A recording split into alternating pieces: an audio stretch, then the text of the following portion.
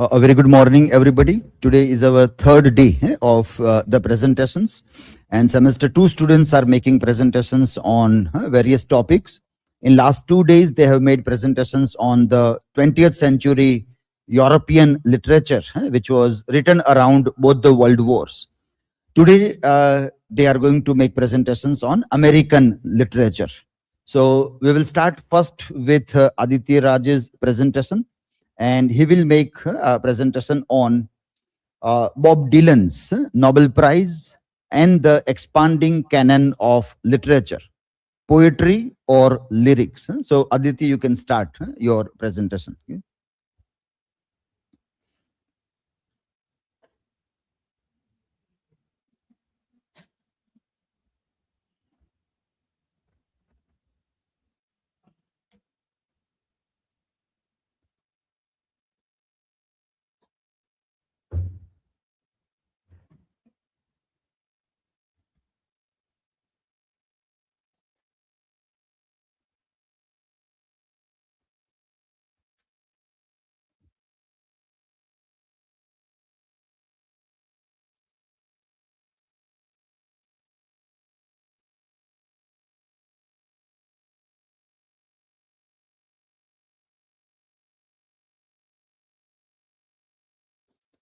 So, hello everyone. My name is Aditya Raj Gohil, and today, on the third day of our presentation, I will present on the my topic, the Bob Dylan's Nobel Prize and the expanding canon of the literature, poetry or lyrics.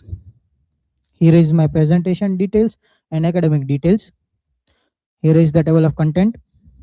Here is my research question and hypothesis. How does Bob Dylan's songwriting challenge the traditional boundaries of literature, and how can popular culture mediums function as a legitimate academic text? And my hypothesis is Bob Dylan's songwriting qualifies as a literature because it demonstrates the same poetics device, historical consciousness, and the linguistic complexity found in the canonically accepted literary text, proving that literary value lies in the language itself, not in the medium of its delivery. So here is the introduction. The voice that changed the literature. The literary songwriter revolutionized music by integrating complex poetry, surrealism, and the social commentary into popular song. Here is the talk about the Bob Dylan. That Bob Dylan has written about the surrealism, and he wrote about surrealism in his poetry. And by his poetry, he sing a song and perform it on the stage. And because of that, the youth was very much very much influenced by his songs.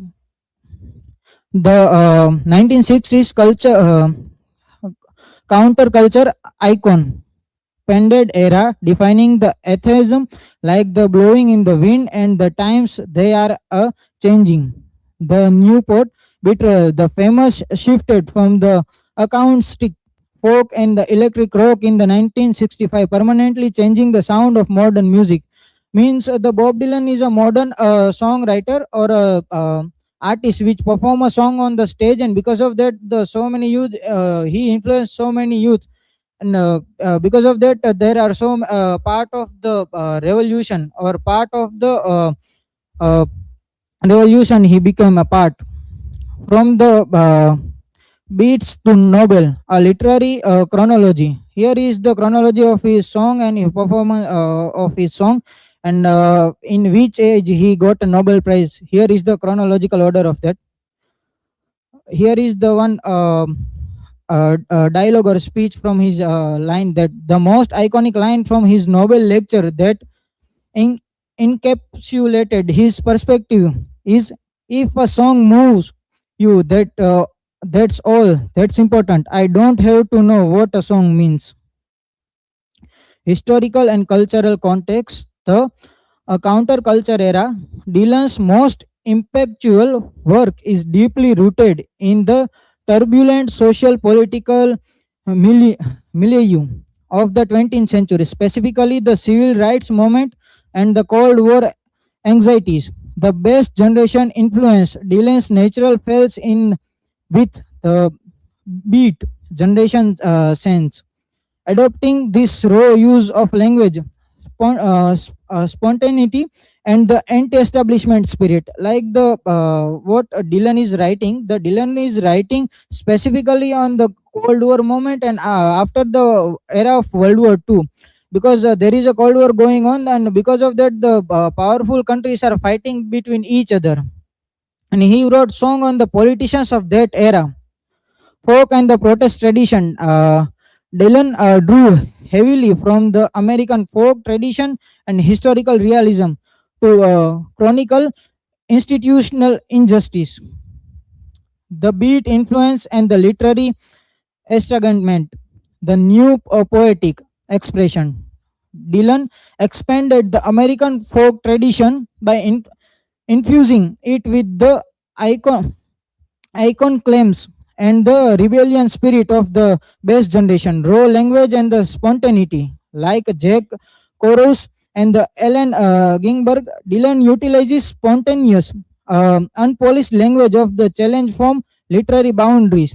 Like he uses the unpolished language in his song to challenge the literary boundaries.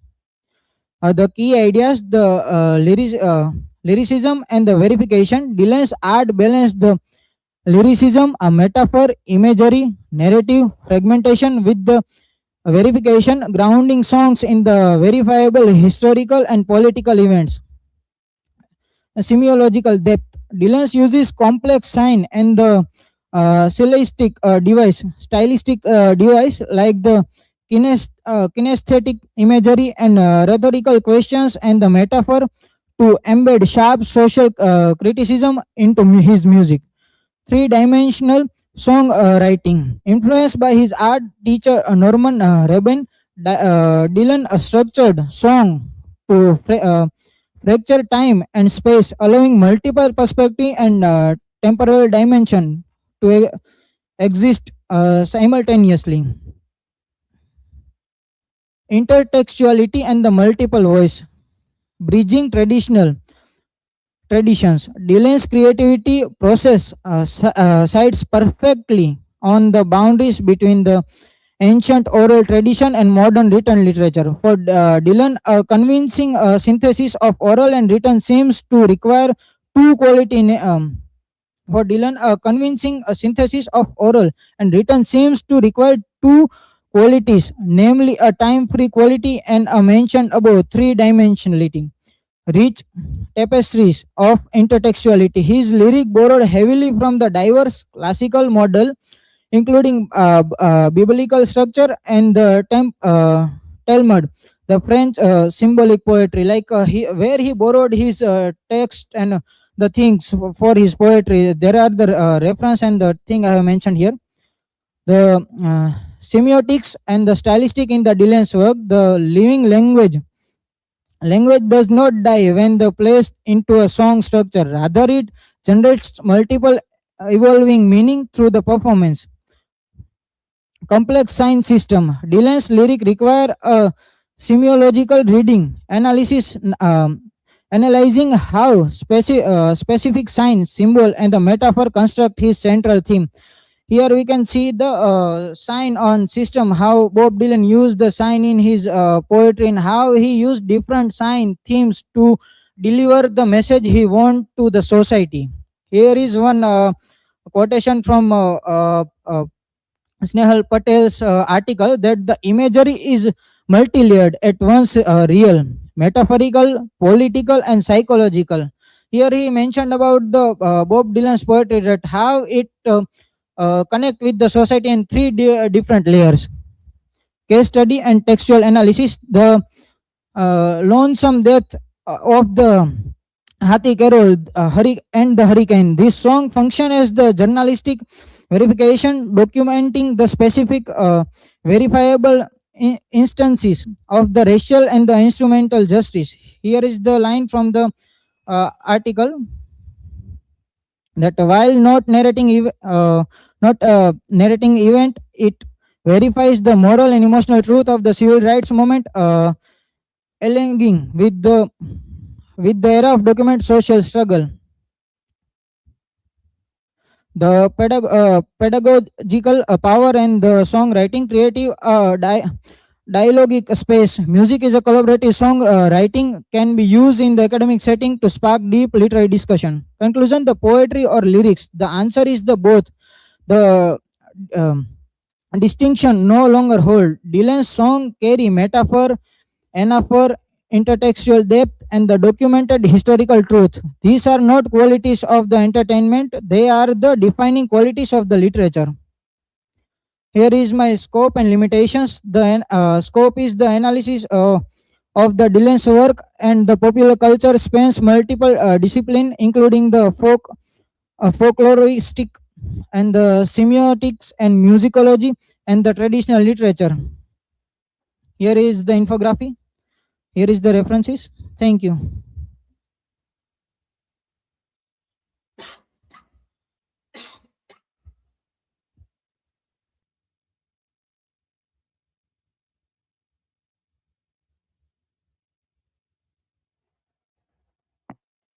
So, Aditya, my question is what is the main argument of this presentation? Are Dylan's lyrics poetry or just song lyrics? So the presentation argument is the Dylan's lyric are both. They are not just a simple song lyric, but the hybrid literature form.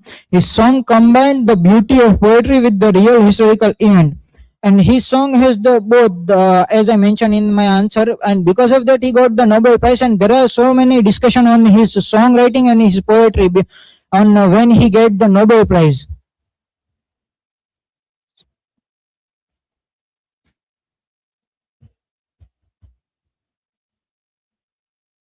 So Aditya, your presentation was Mike. mostly based on Bob Dylan's and his receiving a Nobel Prize in Literature, which is also quite controversial because he is a songwriter Yes. and his songs are much modern than the classical poetry. And as a songwriter, he has received Nobel Prize in Literature. Uh, you would you like to spotlight on your personal judgment that why he has received Nobel Prize in Literature? Thank you for your question, Sajad. Bob Dylan received the Nobel Prize in Literature because he created a new and powerful way of expressing poetry through the song. And because of the song and the including of the poetry in his song, he got the Nobel Prize. Thank you.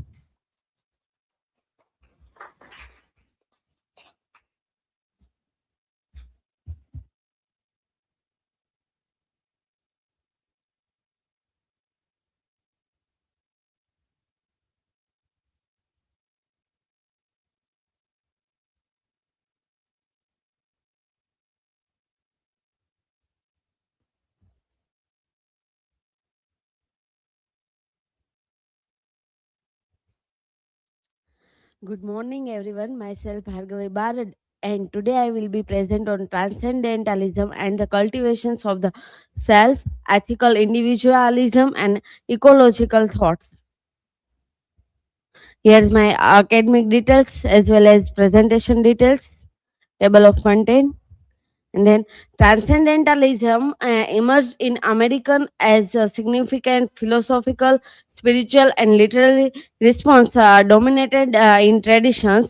Uh, emphasized institution, individual, and consciousness and the scared of relationship between the humans and nature. Emerson and Thoreau develop idea of the self-reliance and moral independence in this era. This strongly challenge the industrial materialism and social conformity in the institutional authority. My research question is how does transcendentalism, spiritual self cultivation, and intellectual independence in the writings of Emerson and Henry David Thoreau particularly thought their emphasize institutions of self-reliance and spiritual significance of nature. The transcendentalism serves as the cohesive philosophical framework and spiritual self-awareness, moral autonomy, and ecological consciousness. The work Emerson's thorough articulate a modern self-reliant individuality and intellectual resistance of demonstrating the transcendentalism thought synthesized spiritual philosophy with social and cultural critique. So here is infography present of influenced by Kant. Transcendentalism believe the human minds and passive receiver of knowledge, but active participant in constructing meaning and reality, truth through the inner consciousness. Kant philosophy suggests the conditions for knowledge are the found within the individual mind, bypassing the need of external authority. Early 19th centuries, influenced by Thoreau and Emerson's central exploring moral independence through their general and published work, challenging the religious authority and rejections for social conformity, and back to the nature and self-reliance in the life. Inner spiritual insight, spread reasoning and external doctrine. As Bull said, the autonomy required absolute trust and personal moral judgment. Emerson said the trust the self, every heart is the vibrate and that the string. Nature function as the living manifestations of the universal. Thinker actively criticized the social conformity and advocate for civil and responsibility. As the Thoreau advocated, freeing the self for unnecessary material of social contents, the said, I went to the woods because I wished to live deliberately to front only a essential fact of life. Uh, Natural elements serve as the active mediums of the relaying deep philosophical truth. Emerson, exhaustive general, record the meticulous observations of the sensual and change plant life, ecological patterns, reflecting his deep engagement in the natural world. Through the attentive the observations, Thoreau transfer everyday encounter with the forest, rivers, landscape into philosophical reflections and interpretations between the human life and nature. Scholars often interpret his journal as the proto-ecological text, anticipating modern environmental thought and ecological ethics. According to Berry, transcendentalism can be understood as a philosophy of spiritual and self-cultivation, as well as self-reliance and the development of the inner and moral intellectual self. Thinkers such Emerson and Thoreau argue that authentic knowledge emerges through the self reflections, intuitions, and ethical discipline rather than industrialized authority. Greek interprets the transcendentalism as the form of rhetorical resistance against the dominant political intellectual authority. Through the essay and lecture, transcendentalism challenged the conformity 19th century American society and promoted the democratic individuality. Buell argued that transcendentalism writings frequently adopt an autobiographical mode as the method of philosophical reflections. This emphasis on self-examine encourage regard to engage this on reflective inequality into the moral and spiritual life. Transcendentalism through the significantly contribute the foundation and modern environmental philosophy. Thoreau interpret nature as spiritually meaningful and morally instructive persons rather than merely and material resource. Therefore, they recognize transcendentalism as the anticipating modern environmental ethic and ecological thought. Scholar relieves the transcendentalism operate the situation as the spiritual philosophy, rhetorical discourse, and ecological vision. Emerson's spiritual institutions is the independence as the foundation, authentic knowledge. In contrast, the Thoreau demonstrate this idea through the practical and engagement with the nature and ethical self-discipline. Here is my literature review. As the Berry interpret the movement of the philosophy of spiritual self-cultivations and contribution highlight spiritual and ethical dimension of the philosophy. Transcendentalism emerged as a multidimensional and intellectual movement within the 19th century in American thought. Writers such as Emerson and Thoreau articulate the philosophy and spiritual individualism, moral autonomy. Here is an infographic full of my presentation, reference, and thank you. If you any one question, you can ask me.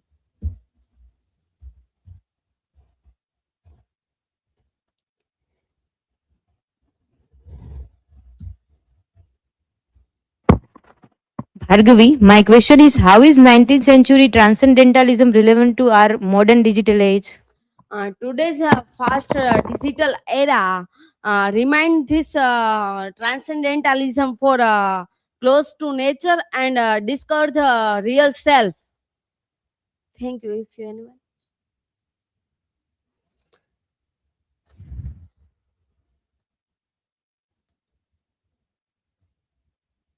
So, Bhargav, my question is, according to this philosophy, does a person need a religious or a social institution to gain authentic knowledge? No, authentic knowledge does not give from any internal or external knowledge. Instead, it is the discovered through the individual's own institute self-reflection. Thank you. This is from my side.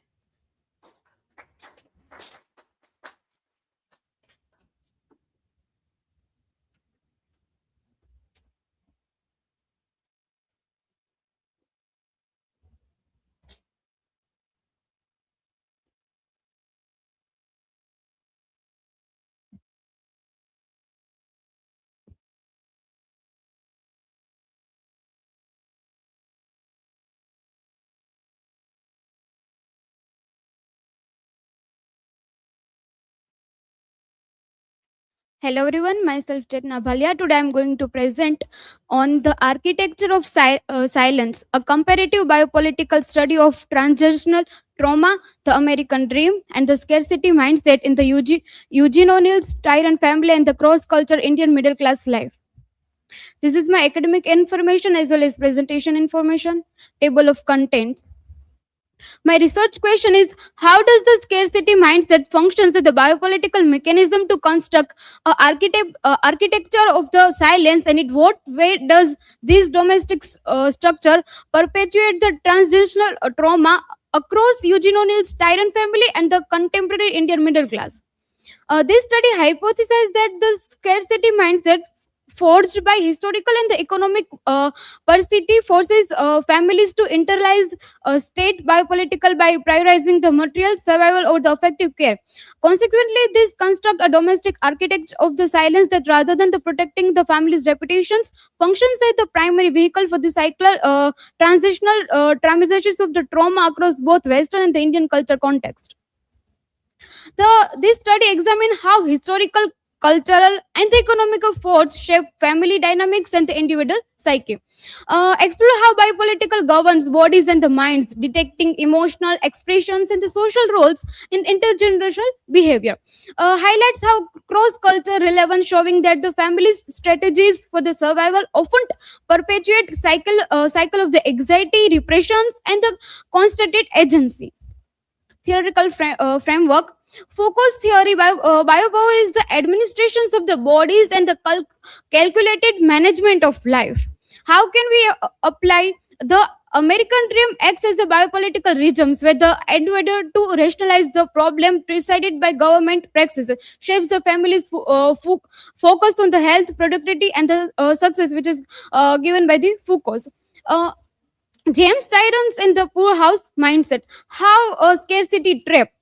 James' trauma is rooted in the fear of the poor house, shaping his decisions and worldwide. In his past, he is very financially secure, but in the present time, in the Tyrant family, they are facing some economical issue. James' politics of the stomach, his obsession with the material security, obscured the emotional decay with his family, demonstrating how scarcity governs both body and the Indian middle class prehistory of the new. How parents often invest heavily in the children's educations and the career prospects, sometimes at the cost of the emotional bonds, mirroring James Tyrant's obsession with the financial security over the family care. This reflects a scarcity mindset where the survival and the upward mobility dominate daily life, creating cycle of the stress and the emotional suppression. Indian middle class historical period, how Tyrant family and Indian middle class family, how can we see in the aspect of the historical trauma, primary focus, emotional consequency, and the biopolitical implication. Transgenerational trauma, surviving a distant past, how trauma identity. Like Kidrons observes that the culture constructions of the trauma descended identity force children to inherit and manage the psychological burden, even without the direct exposures. Transgenerational trauma is the intergenerationally inscribed, shaping the emotional pattern, family dynamics, and the decisions making across the both Western and the Indian context. Generational conflict and cognitive load, how effective defecate, like in India triples observe that the elder generational exhibit a scarcity mindset marked by the high cognitive load and affective restraints, whereas the several survival and the resource management over the emotional nurturing. The intergenerational transmissions of the scarcity driven cognitions produce affective attenuations and the relational strain, demonstrating how economics and the psychological pressures are embodied and enacted with the family system, shaping emotional expressions, authority dynamics, and the conflict resolutions across the generation. Maritated and the victimized body. If we see in the college state frames mismanagement of the care as a crime against health and life, highlighting how economic constraint and patriarchal authority detect bodily autonomy and the access to the medication attentions. Zimbalist notes that the Tyrant families of affective interactions degraded into the violence of the sentimentality, where expressions of the care are conditional, performative, and often harmful, reinforcing the emotional repression. Educations are defensive biopolitics, how Tyrant family property and preservations controlling outcome in comparing the Indian middle class, the shadow education and intensive academic environment. Reinforces hierarchical tensions, emotional distance in Tyrant family. And in Indian middle class creates a fragmented middle class dynamics, unequal opportunities. Financial produce and the risk aversions in the Tyrant family and Indian middle class, the emphasis on the consumptions, fitness, the social status. The architect of silence, the dominant space. Uh, how trauma is buried in the unspoken, with the silence functioning as the tool of the maintaining the appearance of the normalcy while masking the emotional and the psychological distress. Masculinity and the crisis of the economic authority. In Indian counterpart, economics liberalizations and shifting social norms challenges traditional male authority, forcing middle class men to regenerate their roles as the provides and the head of the household. Impressions management and materialism and scarcity, how Indian middle class masking insecurity, system impact, and the biopolitics. Government also very much impact on the Indian middle class family. Intertextuality, the dark journey of the dream. How traumatic canon from the freedom to the prisons. How the Eugene O'Neill's long day's journey into night with the Arthur Miller's death of the salesman, showing how trauma and the familiar dysfunctions underpin the narrative structure. Repetitions, compulsions, and the specificity of the trauma. Generational memory, how trauma persists as a generation of memory, transmitted through the unspoken tensions, domestic routines, and the behavioral pattern. From freedom to the prison, Carter critiques the American dream as the pathway to psychological improvements, where the pursuit of the success generates the anxiety, repressions, and intergenerational tensions rather than the genuine liberation. Global crisis, then the cognitive load. In pandemic-induced scarcity, COVID-19 caused global economics disruptions, job losses, lockdowns, heightened scarcity mindsets, exercises, and the emotional suppressions. Families experience loss of the control and the emotional withdrawal. Parallelly, the Tyrant family trauma and long days journey into night. Geopolitical shock. Iran-Israel conflict triggered global economic instability, energy crisis, and inflammations. Repercussions include the household's financial stresses and uncertainty, interfering cognitive load and intergenerational tension. Indian middle class reflections and the Bollywood parallel. How Indian households faces rising cost, economic volatility, and the competitive expectations, generating the emotional repressions and the highlighting the cognitive load. Educational and the social investment often prioritize status over effective well-being. In Bollywood, some movies are reflecting these ideas like Kapoor and Sons, Dil धड़क धड़ाके दो तारे जमीन पर dear जिंदगी and death of the gunj. So across the context from literary text to the contemporary India, scarcity, biopolitical pressures, and the emotional repressions are structurally reproduced, showing how historical and the cultural trauma persist across the generation. Conclusion: the global biopolitical dilemma. Architect of study like families uses silence to protect reputations, but it is perpetuate intergenerational trauma. Economics pressures and the social expectations shape parenting, emotional labor, and cognitive load. Tyrant family and the Indian middle class experience show similar pattern. Bollywood films reflect these dynamics. Scarcity, biopolitical structure, and the cultural expectations are universal forces shaping emotions, behavior, and the trauma transmission. Synthesis and justifications of the research model. How justifications of the research question? The inquiry into how scarcity construct domestic silence was necessary to the prove that the family trauma is not merely the psychological, but fundamentally driven by the historical and economical perspective. Justifications of the hypothesis. The hypothesis is proven corrected. The architect of silence did not protect the family's reputations. Rather, it functions as the primary vehicle for the intergenerational transmissions of the trauma across the both Western and the Indian context. Justification of scholars' argument in the evidence. The theoretical anchor, like Foucault's and means justify the premises that the capitalist state reasons for these families to govern their internal homes like the state economy. Psychological mechanism. Ambergy and Tripathi provide the empirical justifications that scarcity mindset acts as a cognitive tax, physically limiting affective empathy. The trauma transmissions, Skidrod and Vaidra, justify the outcomes, proving that the unaddressed historical persistence actively reproduce in descending through the generation of memory. Justification of the conclusion: by successfully mapping the Irish American Tyrant family's 1912 trauma onto the contemporary Indian middle class and modern global crisis, the conclusion holds the true the sacrifice of the emotional self for the capital acclimations to universal cross-cultural biopolitical defense. This is my learning outcomes. Finally, I recognize that economy identity ties closely to the muscularity in my family. A man's self-worth is often linked to the income, so financial loss can really shake family authority and the relationship. This is my references which I have used, and thank you so much. If anyone have any questions, you can ask.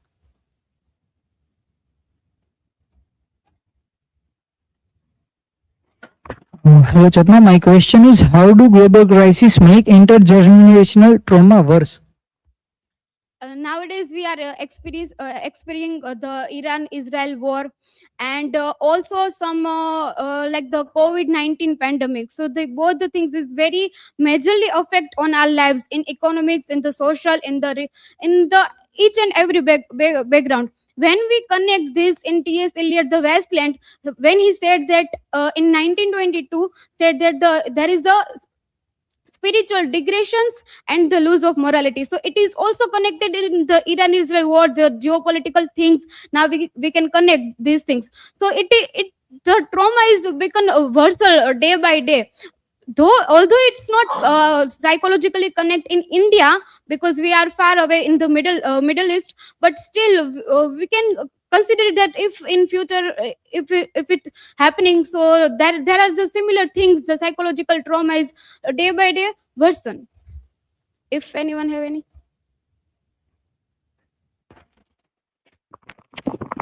So Chetna, my question is, how does a scarcity mindset shape in family emotional and behavior?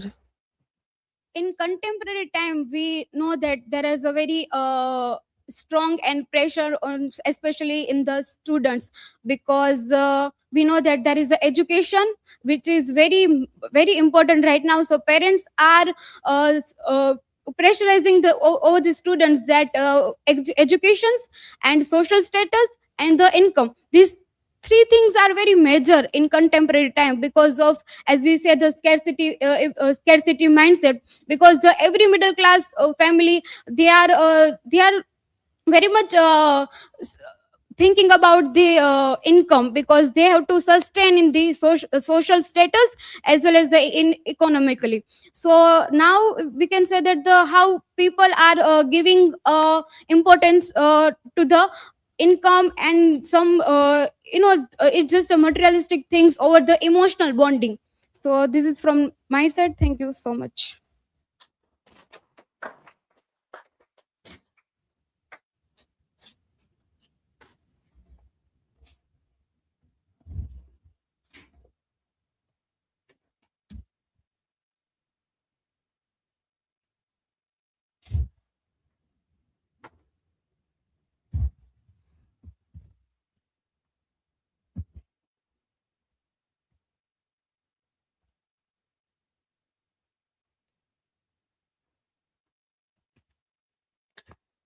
So, hello everyone, myself Dimple Dapi, and today is I am dealing with the topic reconstructing truth, ideology, authenticity, and psychoanalytic desire for the whom the bell tolls.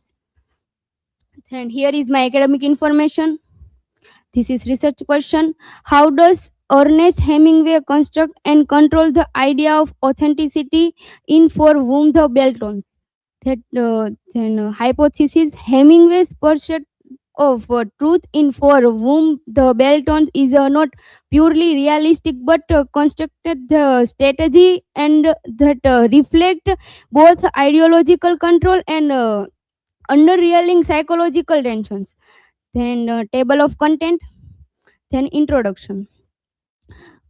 This presentation explained For Whom the Bell Tolls by Ernest Hemingway is a point where literature, politics, and psychological and cultural interest that is set during the Spanish Civil War, and the novel goes beyond a war story and explores the idea of truth using the insights from the cultural criticism and the legal theory and psychoanalysis.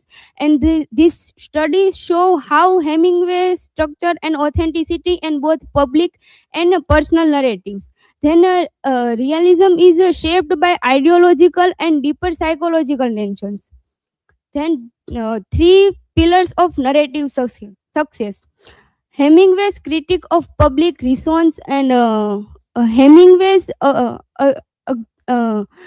argued that is the film success depend on the three known and negotiable elements. Then ideological stake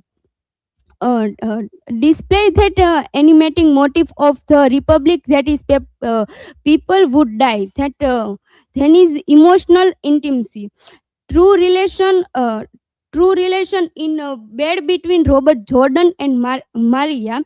Then authentic action, a realistic live in that military movements. Then visual and cultural authenticity. Hemingway demanded the remove of bright colors, gorilla grays, black and white. Linguistic precisions.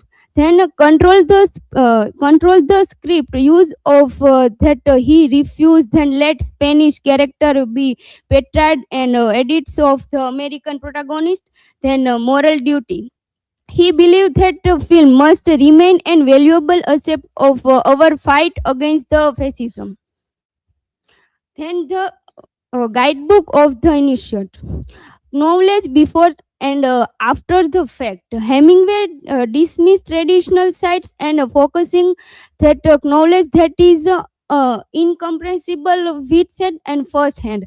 Then a failure of language. Hemingway is a word only serve it as a condifaction for the initiate who has the already explained experience that had the blood and of Spain. That parallel project function as the elegy for the lost Spain and mirroring of the theme lost found in for whom the bell tolls. Imperialistic and anticipatory nostalgia. The impulse of destroy culture, then mourn its as an end of way the lives. Then the paradox, this mourn is the adulteration of Spain, but the Hemingway on yearly letters began friend to visit the red font. Recla- Reclaiming identity beyond the victimhood. The victimhood often the reduce individual to a single label. Just the observe then terms like a raped woman can erase all other aspect and identity. Then legal system aim to protect service and that focus on shame as a harm reinforce. Then Maria narrative challenges this view is a internal autonomy, and that is a claim that is done oneself of one does not accept the suggest then psychological core, and that remains untouched by external force. That is traditional victim narrative and emphasizes personally. That is origin of Hemingway's fetishism. The roots. Hemingway's mother twinned him with his using identical haircut and clothing. The result, hair becomes the substitute fellas, allowing that fetish to the Danny and anxiety by amazing a phallic woman. Then function, the calling Maria Little Rabbit Jordan, that is her corrupt her with her the make and safe object of desire. Then consumption and aggression. Then symbolic of the rabbit stave, oral uncorporation Jordan eating of rabbit stave. It is not oral uncorporation of the parallels of the his masculinity. Then dark side, the act in the anger and the overtones against the love objects. Then conclusion. This study showed that Ernest Hemingway consistently think of the imposed order and fragmented reality. Thought the film and involved the cultural detail and symbolic expression. That he turned authenticity into the control structure and the central of Maria, who reflect his trauma, legal and psychological projection.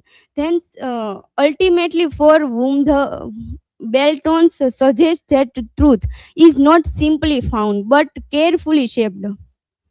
Here is my references. Here is my learning outcome. I can analyze how Ernest Hemingway balanced literary authenticity with the Hollywood demands. Then I can explain how ideology and politics shapes that representation of the Spanish Civil War and for whom the Beltons and that etc. Then thank you. If you any questions.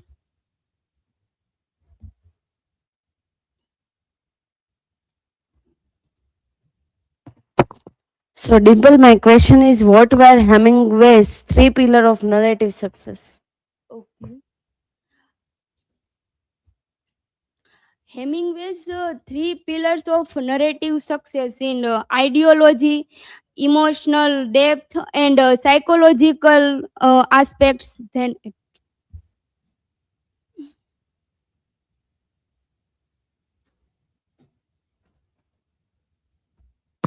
Dimple, my question is,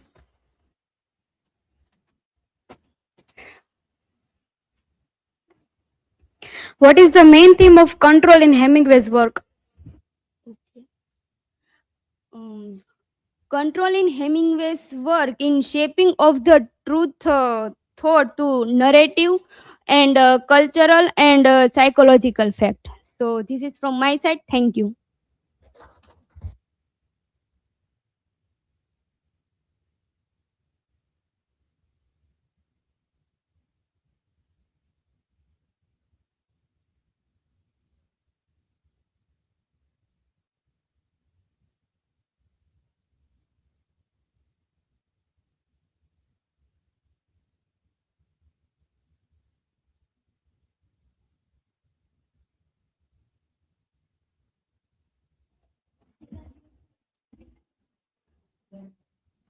Okay.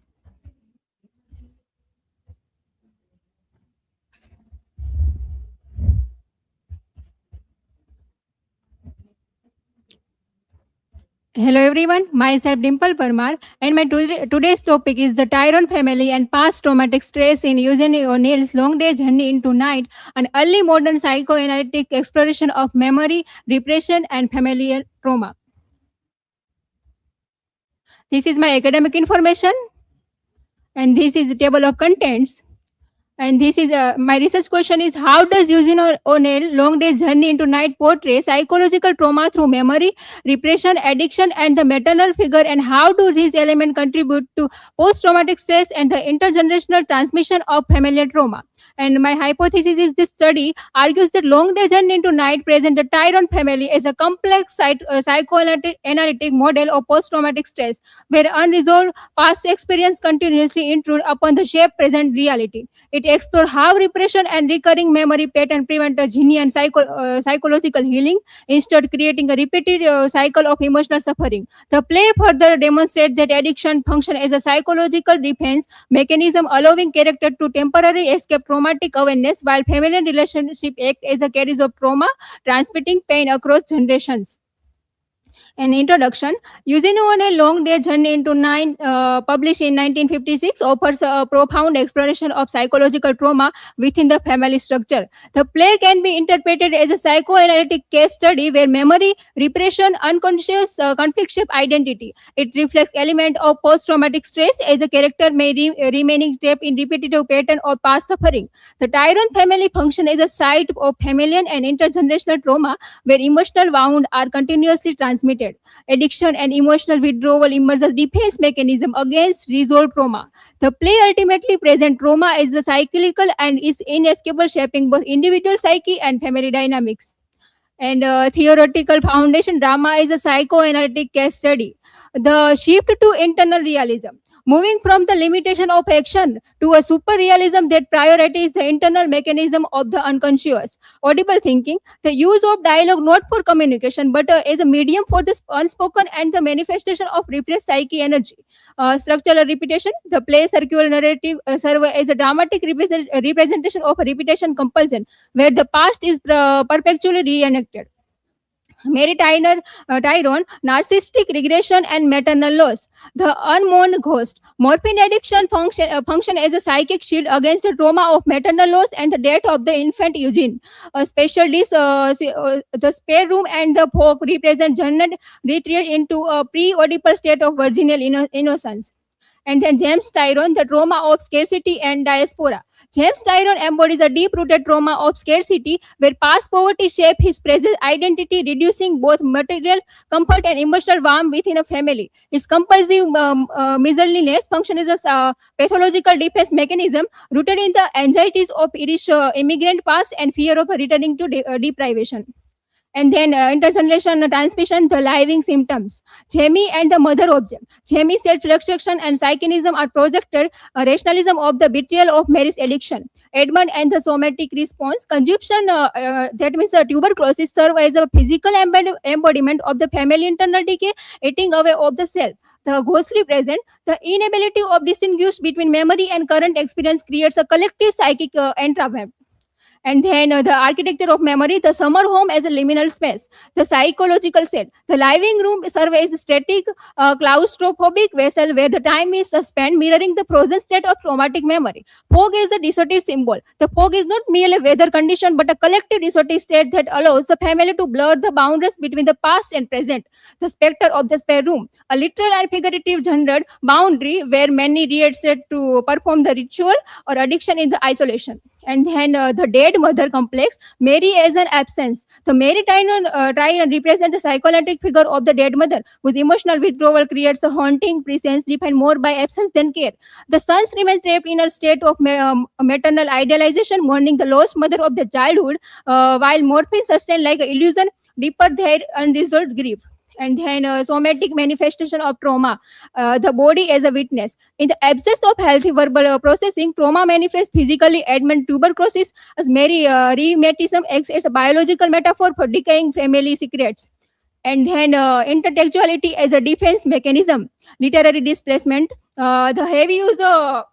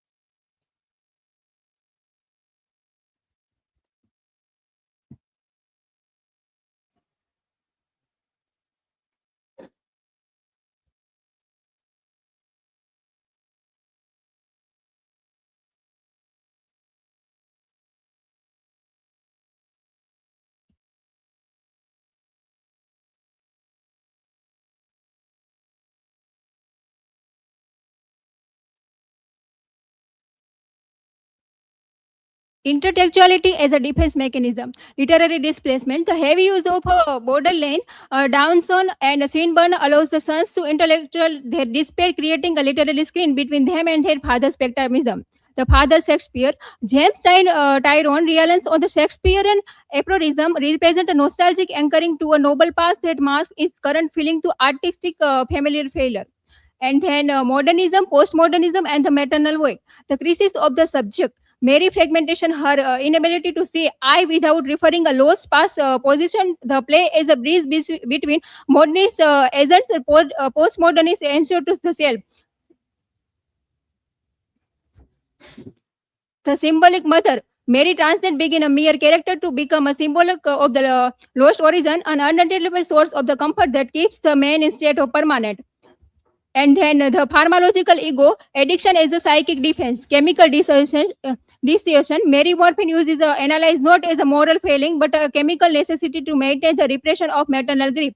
The narcissistic loop, addiction creates a false self that allows the subject to bypass the pain of present, effectively freezing the ego in a state of perpetual adolescence. And then the psychoacoustic of the Tyrone household. The foghorn as a ID, the recurring mournful sound of the foghorn serves as a persistent audible reminder of the reality that the family dialogue attempt to suppress. Rhythmic cycle of the speech. The dialogue follow a repetitive compulsive rhythm alternating between vicious attack and tearful apology mirroring the cycle of trauma itself. The silence of the spare room. The most profound psychoanalytic truth is the play are found in the silence and particularly the terrifying quiet from upstairs. And the naturalism via psychoanalysis, the genetic trap, biological determinism. O'Neill utilized the naturalist tradition to show that Tyrone are victim of their own DNA chemical hereditary imprisonment. The Darwinian struggle, the family unit is a closed ecosystem where the survival of the fittest is replaced by the survival of the most numb. And then the Mephistophelian mask, Jamie is a defensive cynicism. The prostitute self, Jamie retreat into a Broadway. Underworld is a reaction formation against his father's respectability and his mother purity. Sibling rivalry and the ODPL shadow. His desire to corrupt Edmund is the subconscious attempt to drag his mother into a same psychic hell in his inhabits. Psychinism as a shield. Jamie brutal truth telling serve as a defense mechanism to prevent him from a feeling agony of his own vestal potential. And then the miser of neurosis, economic trauma, and James Tyrone. The poverty of the past. James trauma is rooted in the evocation of the childhood, where the past poverty shapes his present identity and reduce emotional warmth within the family. Compulsive visionlessness, his fixation on financial security function as a pathological defense mechanism rooted in the anxiety from his Irish immigrant past and deep fear of returning to deprivation. And this is a conclusion.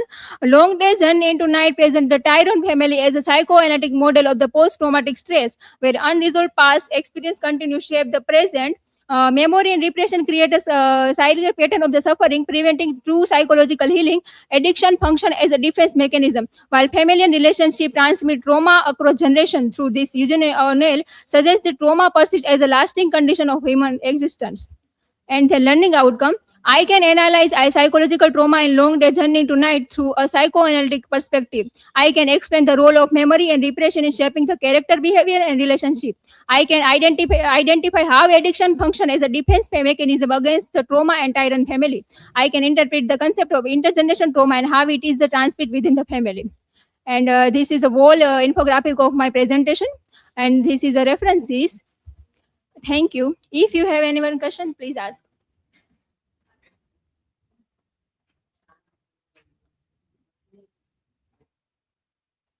So, Dimple, my question is, why can this play be seen as a psychoanalytic case study?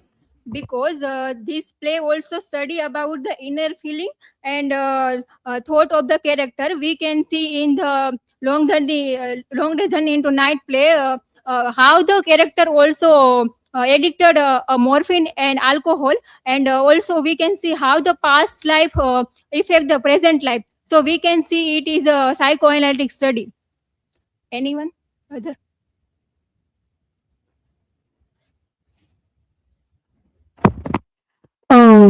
Dimple, what happens when feelings are repressed? Feelings are repressed. We can see in the play how it's also create anger, suppression, and pain, and it's also how the affect human habits and life. Okay, thank you.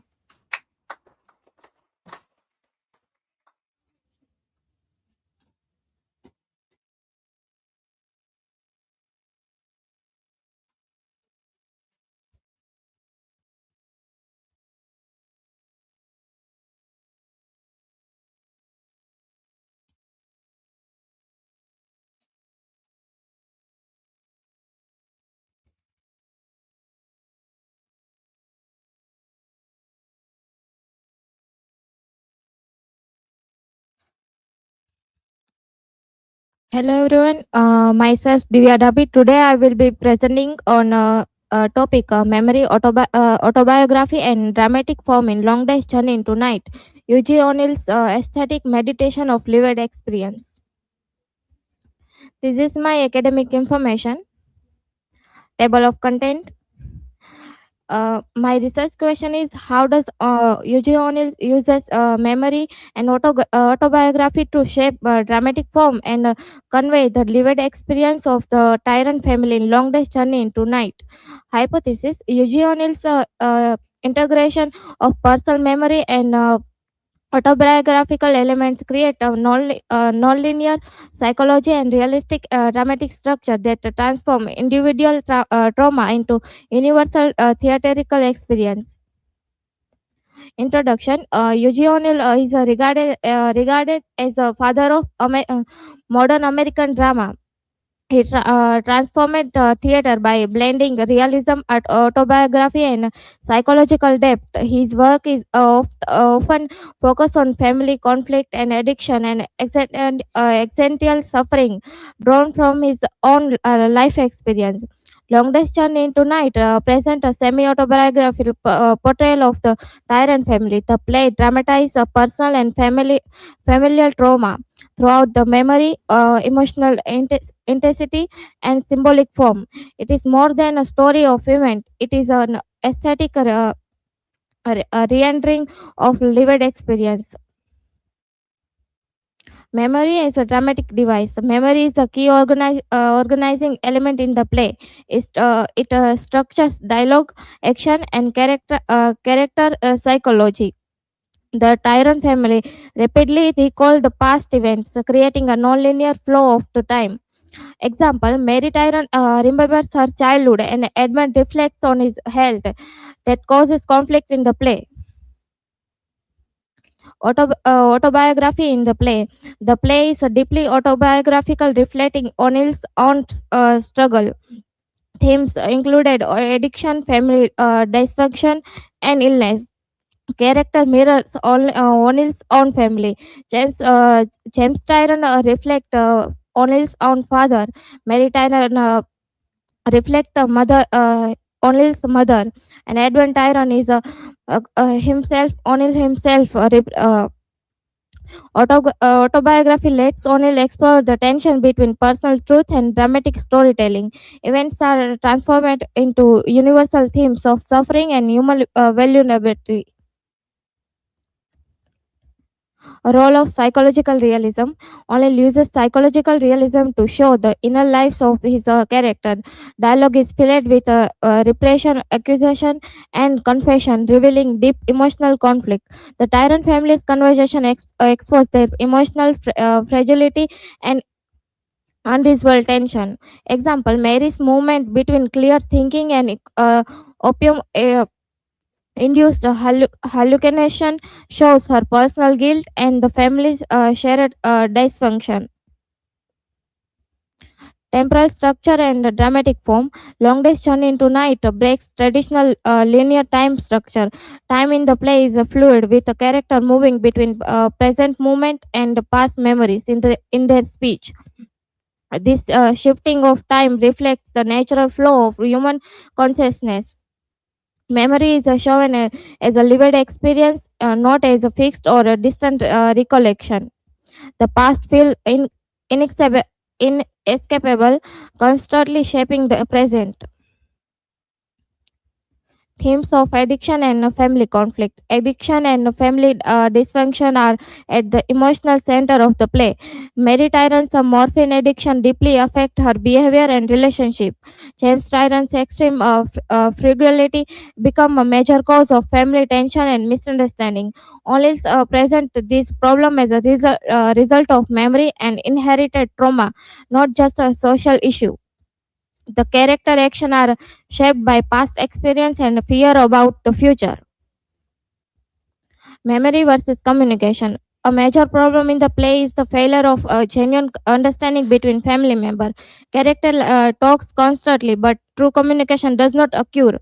Communication is blocked by selective memory, guilt, and projection. Example: James Tyron and Mary remember past sacrifice differently, leading to continuous conflict. Only shows a gap between lived experience and its verbal expression. This is a comparative analysis of O'Neill and Arthur Miller. This table highlights how O'Neill's focus on memory and autobiography differentiates his aesthetic approach from Miller's drama. Critical perspective.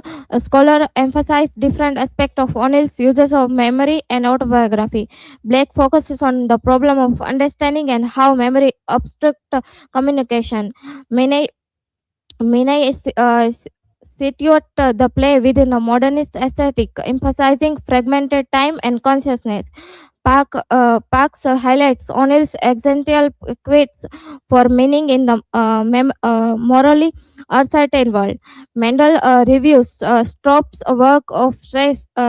works to trace multifaceted criticism, psychological, symbolic, and autobiographical approaches. This perspective collectively demonstrates the O'Neill's aesthetic is both deeply personal and universal resonant. Memory and aesthetic meditation. Memory and autobiography function as a formal device, not just a theme in the play. Only structures sense where past recollection and present action exist together, increasing emotional intensity. Example: Edmund's reflection on his illness connect with Mary's opium addiction, and James' fragility showing shared trauma across time. Memory is presented as a dynamic and layered experience, not a fixed record of the past. Conclusion. Long Day's Journey into Night demonstrates how memory, autobiography, and dramatic form combine to create a distinctly modernist theater of experience. O'Neill's transform personal family trauma into universal art throughout the psychological realism and a fluid memory-driven structure. The play foreground consciousness, showing how the past continually shapes the present. Critical perspective from blacks emphasize on a failed communication to Minay's modernist framework, and Bernstein's comparative insights confirm Molly's achievement in the aesthetically meditating lived experience on stage. This is my learning outcome, references, and thank you. If anyone have questions, feel free to ask.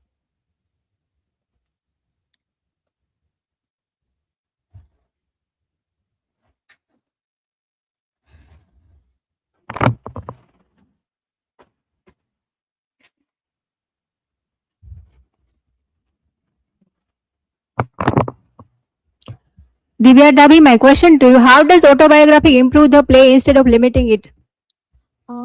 Autobiography gives a play emotional truth. Even the story is a personal, but a feeling of pain, regret, and love is universal. So audience can easily relate it to it.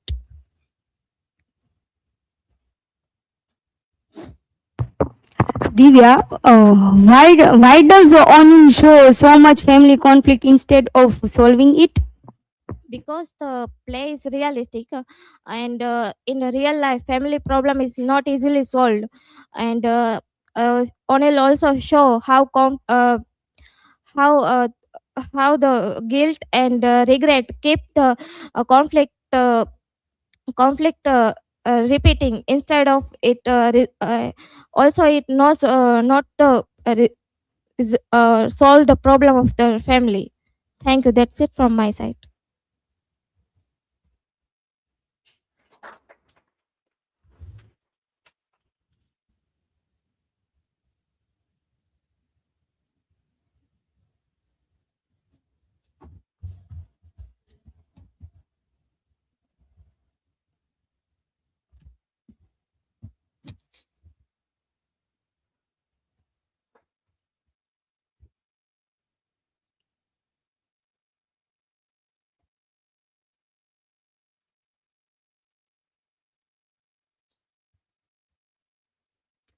Hello.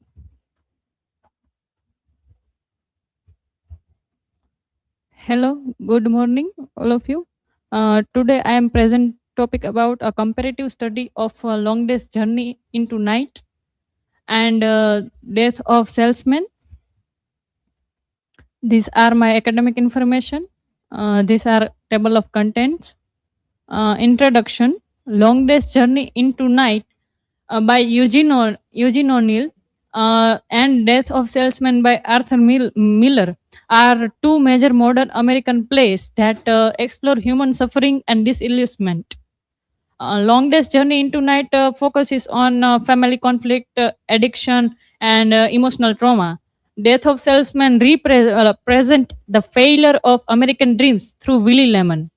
Both plays highlights illusion versus reality, alienation and identity crisis, impact of past and social pressure on individuals. Aim to examine how characters struggle with personal and social expectation. Research question: To what extent do the social existential conditions of mid-century America, specifically the parasitic consumerist culture and familiar trauma, compel the protagonist to adopt distinct psychoanalytic defense mechanism as a survival strategy against alienation? Hypothesis: While both the tyrants and Lemon's family suffer from profound alienation, the tyrants utilize regression and chemical escapism to navigate a past oriented regret, whereas the Lemon utilized denial and displacement to sustain a future oriented yet illusory American dream. Authors and background: Eugene O'Neill, autobiographical realism, the long day's journey into night, painful realistic portrait written in tears and blood to confront familial ghost and strained relationship. Psychological depth, shift drama towards a metaphorical gradual realism focuses on the uttermost depth of familiar relationship and cyclical nature of addiction. We can see in Long Day's Journey into Night, Tyrant's family. Arthur Miller, the socio-political conscience, tragedy of a common man, asserted the average citizen in a fit subject of a tragedy, concentrating on the struggle of materialized the American dream. When we see Death of Salesman, Willie Lemons live in his dreams. This was American Dreams, systematic critique examined how parasitic commercialist culture and high ideals retrade individual efforts, leading to consistent failure and observant behavior. Shared philosophical convergence, anti-determinism, and spiritual elevation. Theoretical framework. Melvin Simmons' taxonomy of alienation, utilizing a multidimensional approach to evaluate the tyrants and lemons through five variants: powerlessness, meaninglessness, normalness, isolation, self estrangement. Freudian ego psychology, application of Anna Freud, the ego and the mechanism of defense in 1936 to analyze how character transform unreliable reality into tolerable illusions. Cosmological interpretive strategy, moving beyond mere materialism to address spiritual matters and human agency within the wider cosmos and the interconnected narratives. Historical and cultural context, the post-war moral vacuum, analysis of the 1940 and 50th century transition where spiritual matters were superseded by materialistic concerns, leading to collective existential crisis. The capitalist hegemony examined the parallelistic consumerist culture and high ideals of the American dreams that retrade individual efforts and enforce a state of consistent failure for the working class. Autobiographical realism. O'Neill portrays of 1912 America as a painful realistic portrait of Irish American experience that inherent strained familial relationship of that era. Defense mechanism and psychological dimension. Ego protection through regression and denial. Willie Lemon utilizing regression into a self-image and disillusioning realm of success as a subconscious shield against the anxiety and depression of his professional failure. Mary Tyrants employs a similar regressive strategy by retreading into memories of her convent days and girlhood to deny her present addiction and the unbearable reality of her domestic life. Displacement and internalized guilt, the mechanism shifting internal conflict or internal guilt onto external suffers targets to avoid self confirmations. James Tyrants displays his deep seated professional regrets. The escapism cycles and linguistics defense, mutual accusation in long day's journey, the mutual assumptions and blaming function as a linguistic defense. By focusing on the faults of others, the tyrants temporarily divert attention from this on miserable and the tragic reality. These are character table, character type the father in Long Day's Journey into Night, James Tyrants, and Death of Salesman in Willie Lemon. A mother character type of mother, Long Day's Journey in Mary Tyrant, and Death of Salesman in Linda Lemon. Character studies and familiar dimension. The patriarchal failure, analyzing James Tyrant and Willie Lemon's failed providers. Their focus on land and sales creates a home environment defined by a strained relationship rather than refuge. The fractured nuclear family, the interconnected narratives, and stagnations versus movement. While the tyrant are physically stagnant in summer house, the lemons are trapped in urban space that materialize and retrace their growth. Comparative analysis of themes and techniques. Temporality. O'Neill's utilized the gradual desperate journey from light to night, whereas Miller uses a hallucinatory non-linear time to blend the past and present. The concept of luck and fate, both places deny historical determinism, suggesting that while society is challenging the tragedy stem from the interdependency between human and wider cosmos. Tragic common men, both places argue that the utter depth of familiar relationship, a comparative matrix, analytic parameter type of alienation in Long Day's Journey into Night, isolation and self estrangement, and in Death of Salesman, meaninglessness. Analytic parameter like dominant defense. In Long Day's Journey into Night, regression and chemical escape. When we see Long Day's Journey into Night, Mary Tyrant addict morphine, and in Death of Salesman, hallucinations and blaming others for failure. Symbolism and dramatic structure, the fog and the night, the sample case and seeds, and comparison of time. Both places observe the passage of time.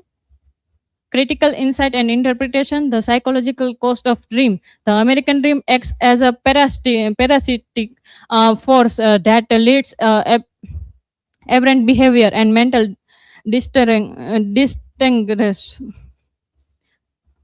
Conclusion, both the tyrants and lemons families experience deep alienation, but they respond to it in different ways. The tyrants retreat into the past through regression and escapism, while the lemons cling to illusion of future success through denial and displacement. These are my references. Thank you. If any question, please ask me.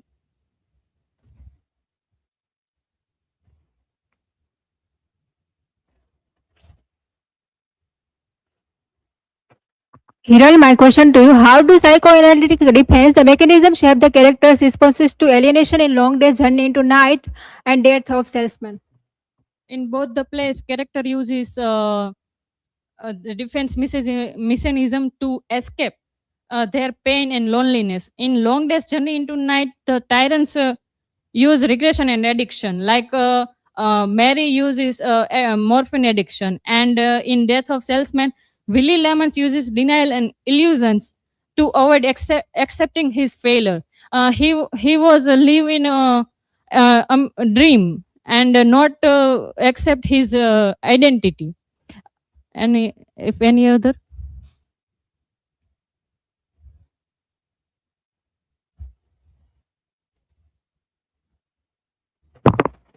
So my question is, how do social and economic pressure influence the construction of identity and failure in both Long Day's Journey into Night and Death of Salesman? Social and economic pressures so strongly affect how characters see themselves. In Death of Salesman, Willie Lemon believes success means money and popularity. So when he fails, he feels worthless. And in Long Day's Journey into Night, financial problem and past decision creates guilt and tension in the family. Thank you. This is from my side.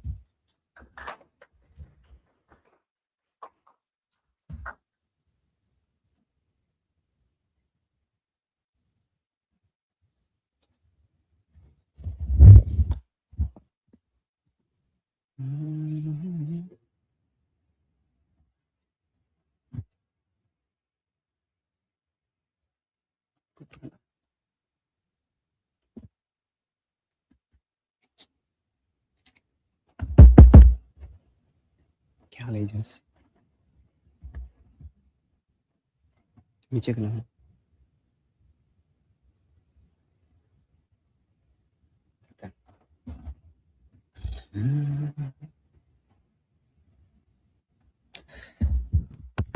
Hello everyone. Good morning.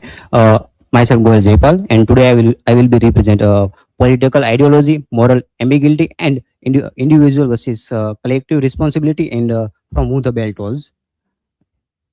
This is my presentation information and academic information, table of contents, then introduction, the narrative scope, S68 horse micro study of the Spanish Civil Wars, protagonist crisis, Robert Jordan, and American instructional features, the through into prime guerrilla environment core identity. The novel function as an interrogation of how modern man maintains sovereign's identity while serving as a cog in mechanic military machines. There are research question and hypothesis in inquiry. To what extent does Hemingway use equivocation in intermonologues, allow the protagonist bypass moral occupations of his political collection in favor of personal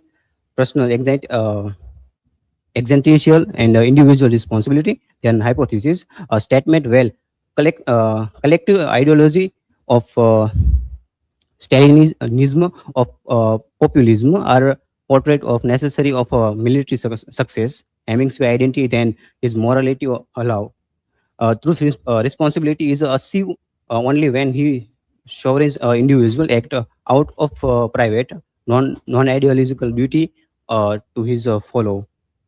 Even in the face of certain death, the literary reviews Thorne argue that the novel is a structure through equivocation, a state where Jordan is of two minds using a logical spread emotions. Mitchell proudly historical critics of Hemingway populism sustain the novel romantic romanticizing of peoples to ignore political failure. Daniel Conway's using needs since ethic to view Jordan as a figure who create his own value when the collective value fails. Goodsman analyze the missile and nature of modern wars where technology drowned human agency. Then scientific foundation and mechanism dooms. In the novel, we can find out science was become a death of tool. They are science was become the death of tools. They are rather than progress. We can highlight a negative impact of war and humanity. There are reflect on we can there reflect novel. The modernity of war. Guton described the mechanism of dooms. They are Spanish War of the first modern war. Plans and tanks. Surgical and engineering. Jordan was breeds blowing as a scientific problems requiring as a cool, clean, and mind. And, technological paradox. Well, Jordan use a scientific approach to destroy a bridge. The technology of enemy represent dooms that individual cannot define, only endure. Hero journey and archetype quotes. In the novel, we can find out archetype hero as Jordan. He was the represent mission and sacrifice and struggle. That's all our elements are they are elements as universal system patterns of archetypes. The reluctant hero, Jordan does not fight for glory but for instructions. That internal lectures. Thorne argued that the Jordan quite is a negative navigates through internal lectures. He speak himself in a personal professional fashions and convincing himself that his violence act is justified. archetype of complex that quiet is not defied the enemy, but the defied is the own equivocation, vacation and stay focused on the missions. And then myth and symbolic narratives, pillars, mythicis, mysterious. Sorry, exactly. Pillar as a mysticism represent a pillar from folk knowledge and the context of Jordan scientific education. The ritual of miscare. Sidman argued that the killer of fastest of frame as a bullfight. A bullfight is a term of political crime into a mythics. Collective rituals allowing the village to share guilds. Then environment collapse and collection responsibility. The novel in we can find out this point the point meanings how war danger for natures and how humans are who are reflecting responsible for the this one. Okay, and the populist myth, Sandman critiques the populism community of the novel. He points out that while novels show infield people's historical records, how peasants were often opetics potential territories. Broken environment, the collective responsibility, the publicly undermines and phony leaders and Stanley's propaganda, leaving an individual to stand alone, and then time dilation and transcendence of laws, earth moving. The thorn identity was love, Maria is a attempt of find a transcendent time, escape from history, and mechanized war where time measured by fuse and dumb their love create now here and now that this immunity to political destructions the 72 wars terrorists resurrect the entire span of the human life is a comparison into 3 days. Archetype characters protagonists in the elegies the sovereign reason individual Conway argued that Jordan become a sovereign when he accepts his death not for republic but for his own identity. The space goat used by Hemingway to represent inscape but butcher of collectives observe, absolving the peoples of their crimes. The angel Anselmo, the pure heart who had to kill but accept individual responsibility, and cosmic symbol of breeze and the balls. In the novel, we can find out the breeze symbolize dirty destructions and sacrifice, and bell represent death and humanity. That's all. And conclusion, Ernest Hemingway from Who the Bell Tolls revealed the deep tension between political ideology and moral responsibility in the context of modern war. The novel critique collective system whether populist of ideological and misleading and moral instinct. After reduction, individual moral instructionment of violence, throughout Robert Jordan, Hemingway assert that a true ethic meaningless not in blind loyalty in the collectives, but in the personal interrogation, choice and accountability. Jordan sacrifice reflect see how ideological commitment existential responsibility where actors are guided by human connection and rather than political doctrines. Ultimately, the novel offered that in the fragmentation and mechanized world, the individual consciousness become the final slide, become the final side of truth, responsibility, and moral courage. There are my briefed image infographics. They are my all over presentation covers and then references. And thank you. If you have a question, you can ask me.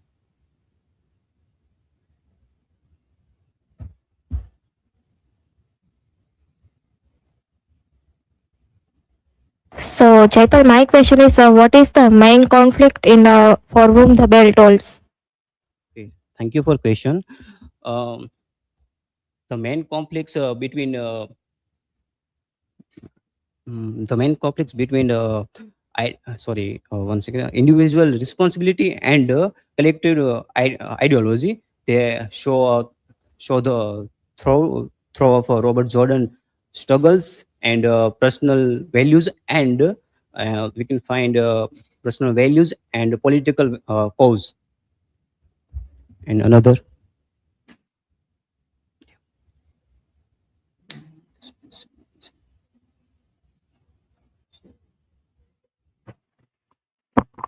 Hello.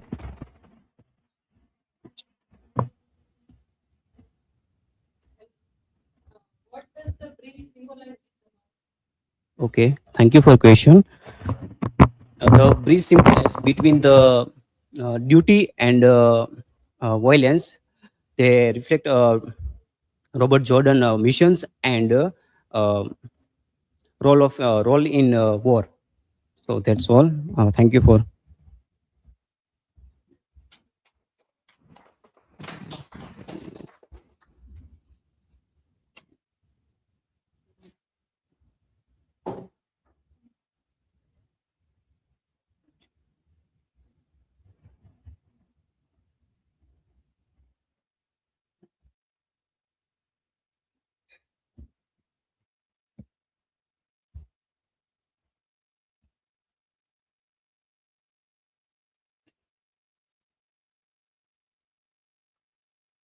Good, good morning, everyone. I'm Jansi Rathod, and today my presentation topic is rural labor and eco-critical reading, landscape, economy, and agency in Frost's poetry. Here are the academic information. Here are the table of contents. Here's my research question. So, how does Robert Frost's poetry reinterpret rural landscapes as ecological and economical active spaces where human labor, environmental conditions, and individual agency interact to shaping meaning, identity, and survival? And the hypothesis is Robert Frost poetry redefines rural landscape as dynamic, ecological, and economic systems in which human labor and agency are central, demonstrating that nature is not a passive setting but a lived environment shaped by work, decision making, and the pressures of social and economic realities. So the introduction is Robert Frost poetry is often misinterpreted as a simple nature poetry that celebrates rural beauty, but Frost's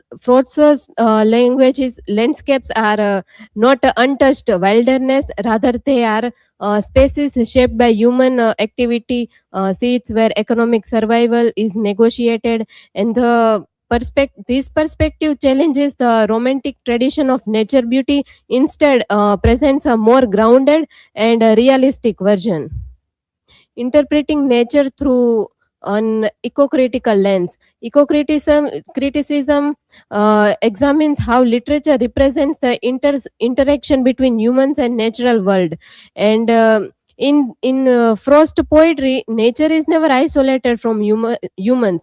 The land is cultivated and inhabited. Ecological systems influences human decisions, and this aligns with eco-critical thought, which argues that literature reflects the interconnectedness or ecological social systems.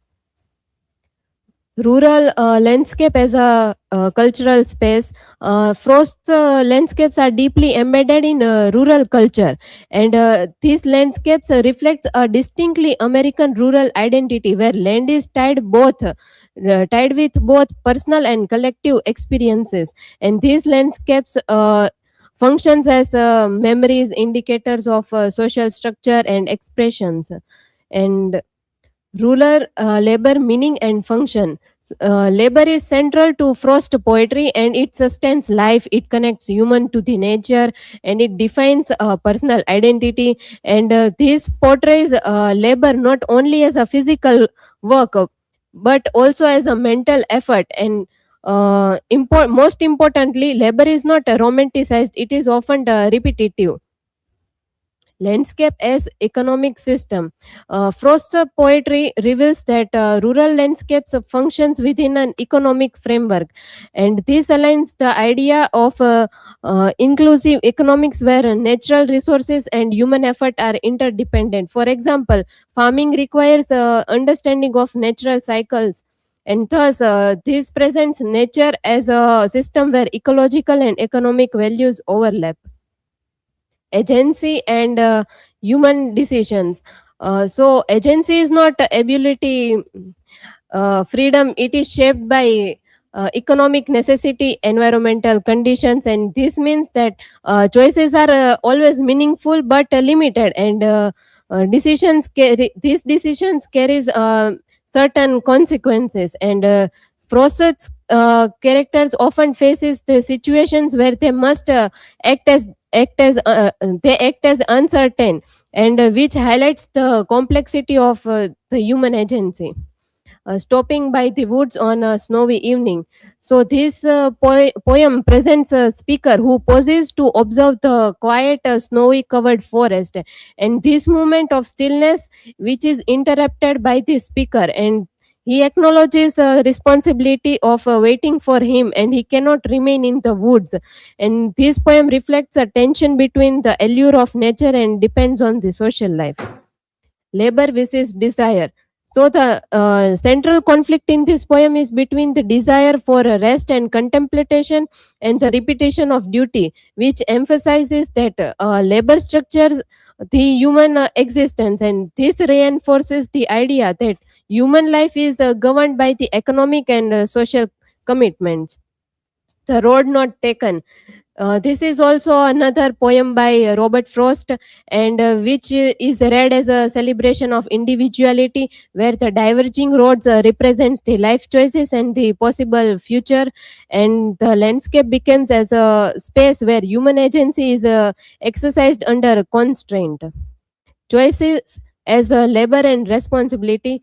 So choosing a path is represented as a form of labor, and it requires evaluation, and it also requires the involvement of risks, and this aligns with the idea that human actions is a productive force, and decisions contribute the shaping life outcomes.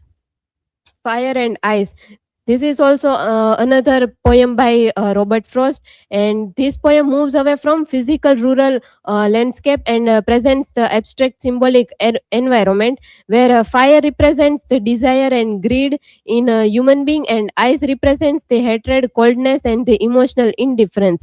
And critically, this poem implies that excess desire can lead to exploitation, and indifferences or hatred can lead to collapse.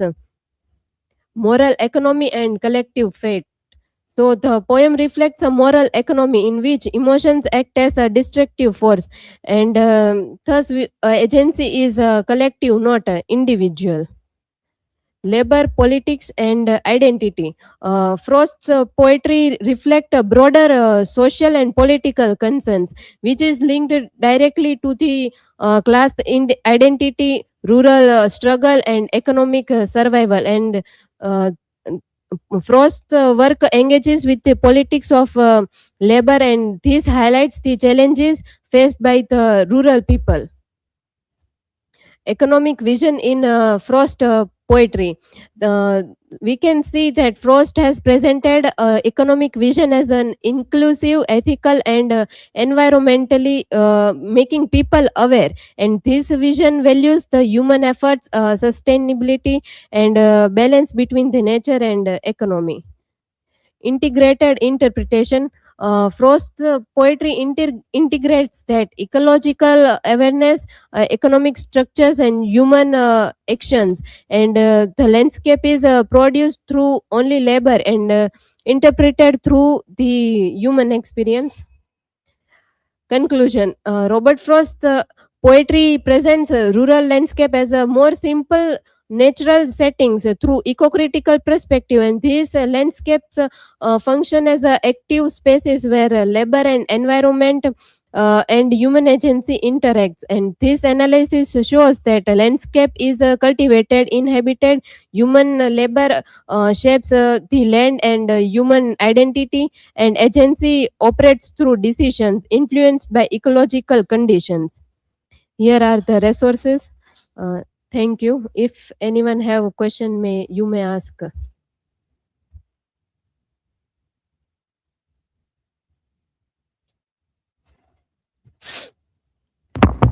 Hello, Jancy. How does Frost show the link between rural labor and nature in his poetry? So here, Frost shows that the rural labor and nature are very closely connected with each other, and his poems often shows us that the hard work of the rural people and their daily life, where people are always dependent on the land season, and which shows how meaningful it is.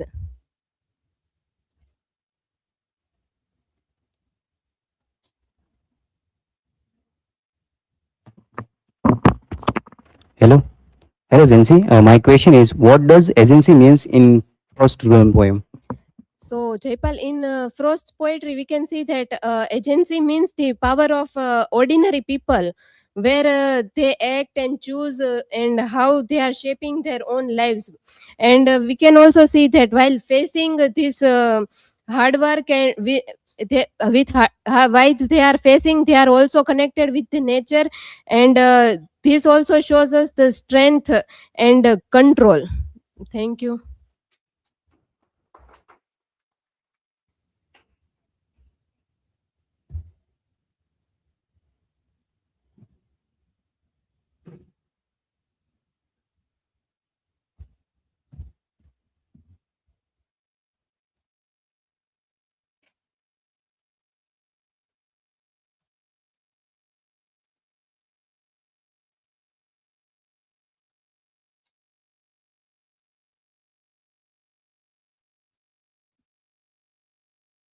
Hello everyone.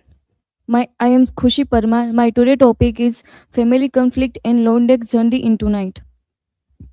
Here is my academic information, then table of content. Research question is how does family conflict originated, develop and intensify within the tyrant family in Londex journey into night? And hypothesis is family conflict in the tyrant family emerges from miscommunication, unresolved past trauma, addiction, and recurring patterns of blame, ultimately resulting in emotional fragmentation and tragic disintegration.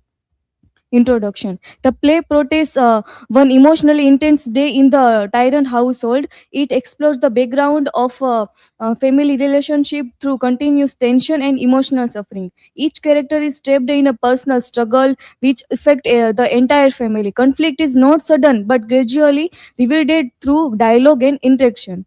The domestic space become a site of psychological battle rather than comfort. The inability to escape the past reinforces ongoing conflict. Family structure. The tyrant family consists of four members: father, authority and financial control; mother, emotional insensibility and addiction; two sons, conflicted relationship and resentment. The relationship are strained and marked by tension rather than support. The family structure reflects imbalance where each member contributes the conflict. So we can say the family until unit becomes a site of emotional struggle rather than harmony. Nature of family conflict. Conflict in the play is continuous and repetitive, emotional and psychological, rooted in past experience.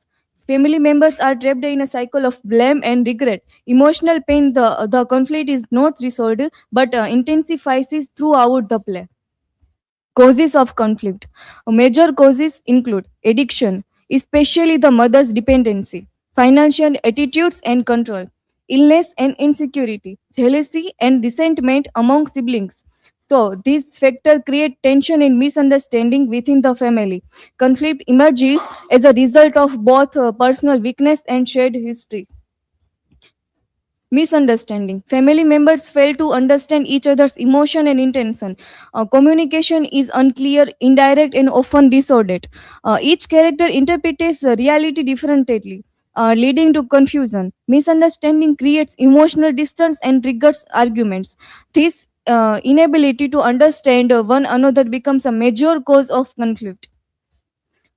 Here is accusation and blame. The family constantly engages in a blaming on another. Past mistakes are repeatedly brought up in the conversation. Accusation becomes a pattern of communication. So this leads to emotional hurt, lack of trust, and increased tension. So conflict becomes cyclical with no resolution. Psychological conflict.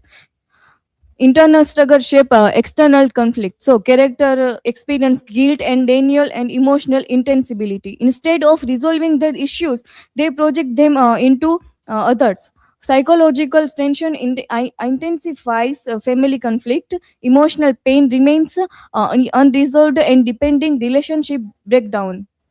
Here is a biographical influence. The play reflect real life family experience. So we can say Eugene O'Neill portray in his personal experience in this play. Themes such as addiction, financial struggle, and illness are drawn from reality. This makes the conflict more intense and realistic. So realism strengthens the emotional impact of the play. Subtle emotion experience.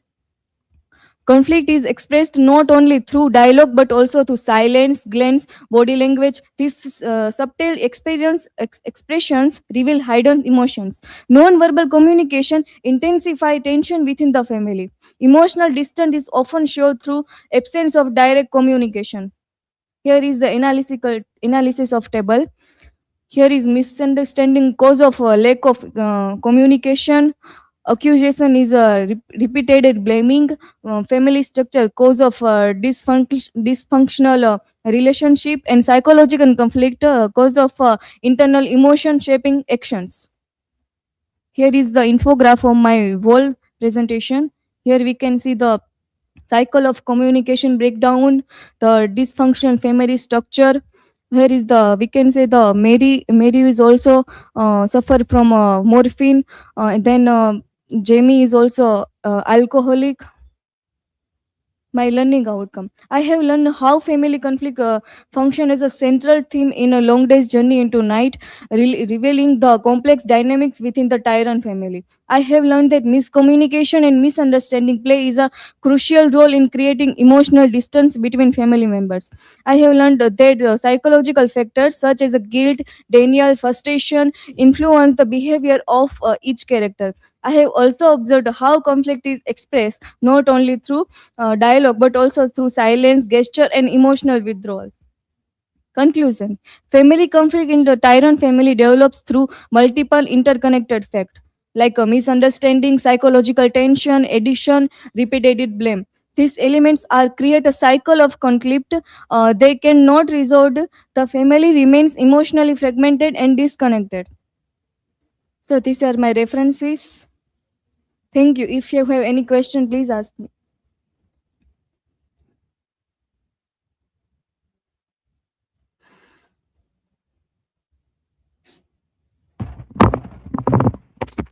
Hello, Kusi.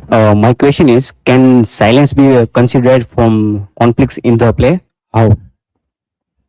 So when the family members stay quiet, they hide their emotions, feeling instead of talking. Because of the silence, problems are not solved, and misunderstanding grow bigger.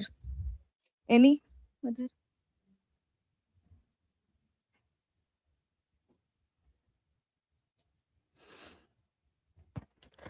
Hello, Khushi. So my question is, how does O'Neill transform personal autobiography into a very easy word, a universal representation of family conflict? Eugene O'Neill uses his own family story in this play. So we can say it this show emotion like blame, love, and um, pain. So his personal story becomes a universal family story. So thank you. This is from my side.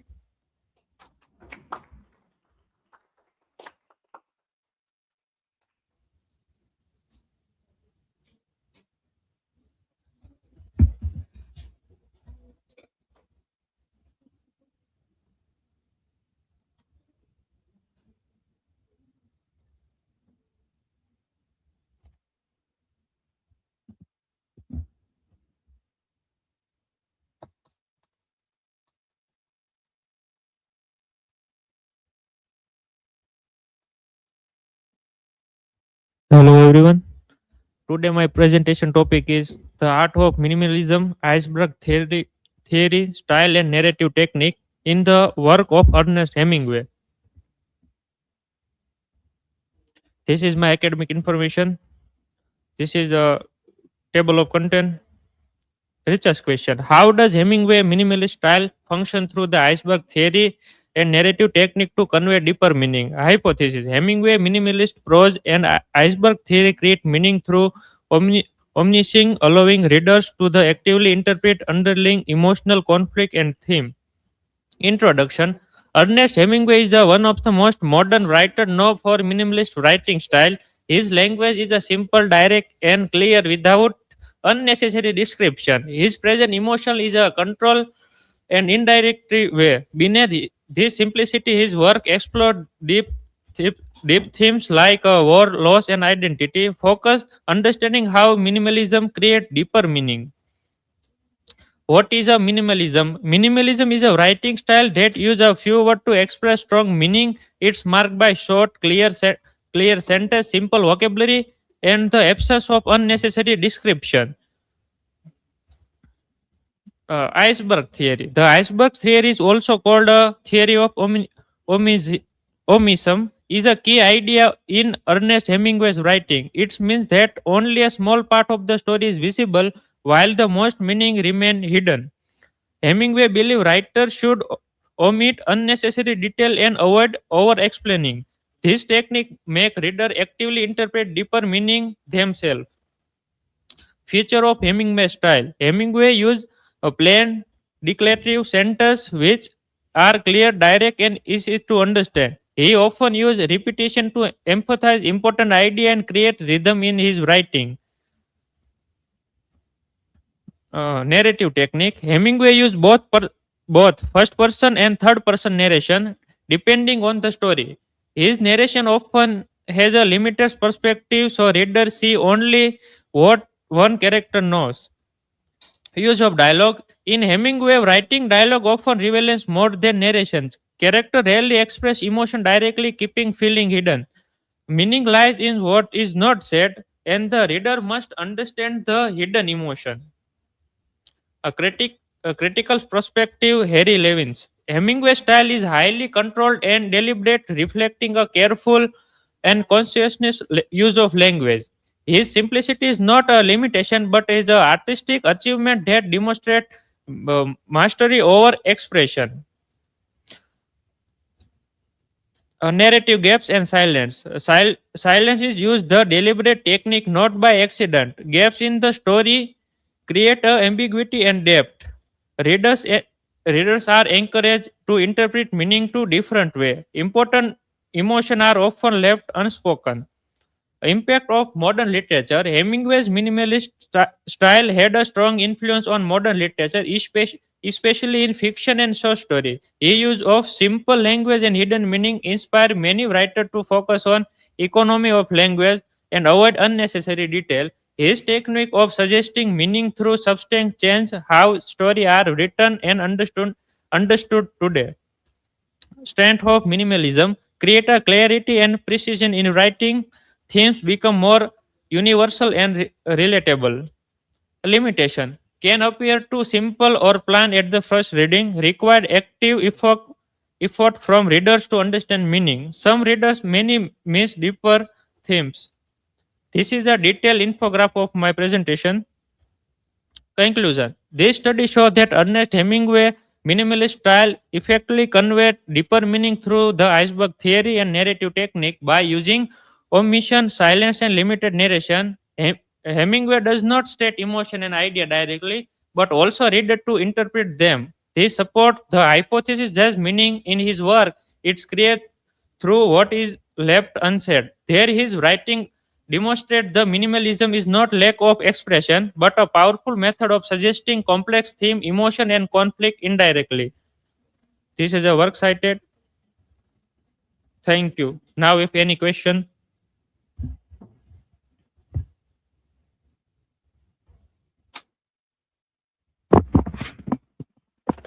Hello, Milan. So my question is, why does Hemingway avoid too much description in his writing? Hemingway avoids too much description to keep the story clear and strong. He creates the he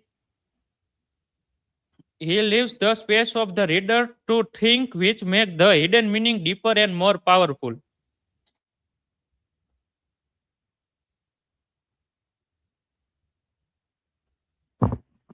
So my question is, how does Hemingway's technique affect the reader? Hemingway's technique makes the reader look for hidden meaning because he says the reader must think more and understand the feeling and conflict beneath the simple words. Thank you. This is for my side.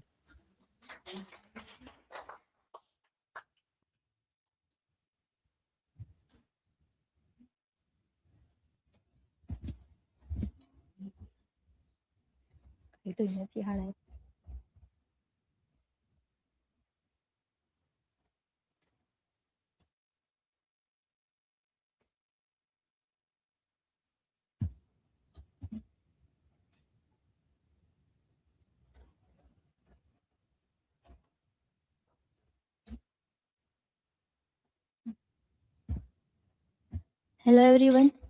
Today I am discuss about American literature and my topic is about the transcendentalism or American transcendentalism. My topic is the philosophical foundations of American transcendentalism from Immanuel Kant to Emerson and Thoreau. This is my academic information. Level of content. Research question: how does transcendentalism evolve from Kant's theory to Emerson's philosophy and Thoreau's practicalism and its limitations? Hypothesis: transcendentalism is rooted in deep philosophical thought. Unlimited becomes from individual idealism to a collective and real world struggles. Introduction: American transcendentalism is not just a literary moment, but it's a turn into European philosophical idea and practicalism in America. It's beginning with Immanuel Kant, but later it's developed by Thoreau and Emerson. In this way, transcendentalism moved from abstract ideas of real life experience and connect with philosophical life of our everyday life. Concept of transcendentalism. Transcendentalism says that true knowledge does not come from what to see or experience, but it's beyond that. Because of this, transcendentalism shifts focus from the objective or external facts from to subjective and inner understanding. Types and framework of transcendentalism. Philosophical framework is constructed by Immanuel Kant, then practical built by Henry David Thoreau, and practical root is philosophical root is built by Ralph Emerson. Key terms of transcendentalism is this is shape our minds and reality. It's develop our inner thought and way and knowledge. Then it's believed to our trust, and nature reflects deep through the transcendentalism. European roots in transcendentalism. Its origin in early England and then come in America by the Puritans. Nature and influence. It's developed and changed by the American culture. American context is also depend on it. Transcendentalism is a study of spiritual life and daily life. Key insight of transcendentalism: it's evoked when they move across cultures. This picture of Kant, Thoreau, and Emerson. Kant's philosophical foundation. Kant is explained that human mind is not just passive receiver, but it's actively sharp every day what we experience. Kant makes an important difference between two things. It's phenomenology and neurology. His philosophy help understand how knowledge is formed. Then express is the very complex way and theoretical way. Because of this, later thinker like Ralph and Emerson and Thoreau take his idea and make them more practical.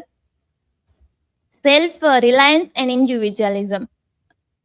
Self-reliance means that true and moral values is our inside. It encourages originally creativity and confidence of ourselves. However, focus too much on this individual can create some problems. Like people may ignore society and community. It may lead self thinking. Not everyone equally freedom to be independent. So self reliance is powerful, but it's balanced with society and responsibility. Emerson's transformation. By later Kant, Emerson come and give some philosophical think on it. He says that Kant difficult to absence idea in transcendentalism. He later involved in deeper and inner soul ideas. He also promotes self-reliance, then reasons. Overall, Emerson changed the thinking about the knowledge to live with spiritual awareness. Thoreau's live philosophy. Thoreau does not just talk about the philosophy, but he take it in a practical way. He believes that modern life, especially busy and city life, but we must connect with the nature. His life is so that simplicity is in peace. Nature help is self discovery. Real happiness does not depend on material things. Nature as philosophy. In transcendentalism, nature is not just a tree or river or land, it is a deeper spiritual meaning. Nature is a mirror of truth. When time is nature, then when we are in nature, we think deeply, we feel calm and connect with someone great themselves, and we directly connect with God with the connection of nature. Nature helps people discover their inner self and understanding of life and morality. Nature becomes a bridge between human and the divine power. So nature is not just a place but a teacher, guide, and spiritual force. This is critical debate that argues individual freedom, moral independence, and spiritual growth is limited to the class. This tension highlights both the stress and limit in this concept. Then evolution of this concept emphasize on individuality, moral autonomy, human life are the universal truth.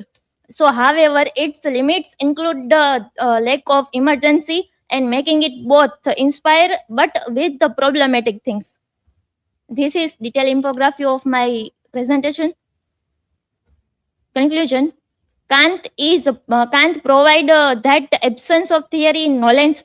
Then Emerson arrive and come spiritual and philosophical ideas with the nature, and Thoreau also come with the practicality of nature. But while the rooted some problems have in individualism and transcendentalism, because of the cons of the transcendentalism that says that all women are same and don't have the commit the sin, but it's creates some problems in society. This is my references. Thank you. Any question?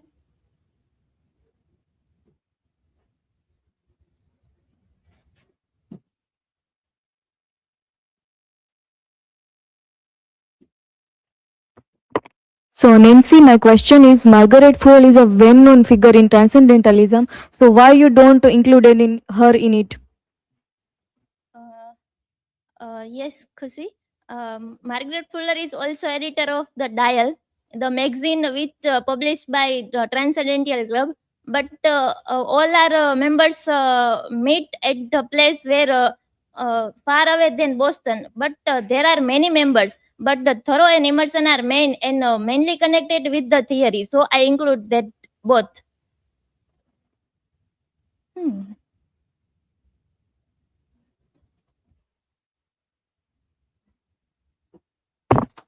Nancy, my question is, how does transcendentalism combine rationalism and empiricism?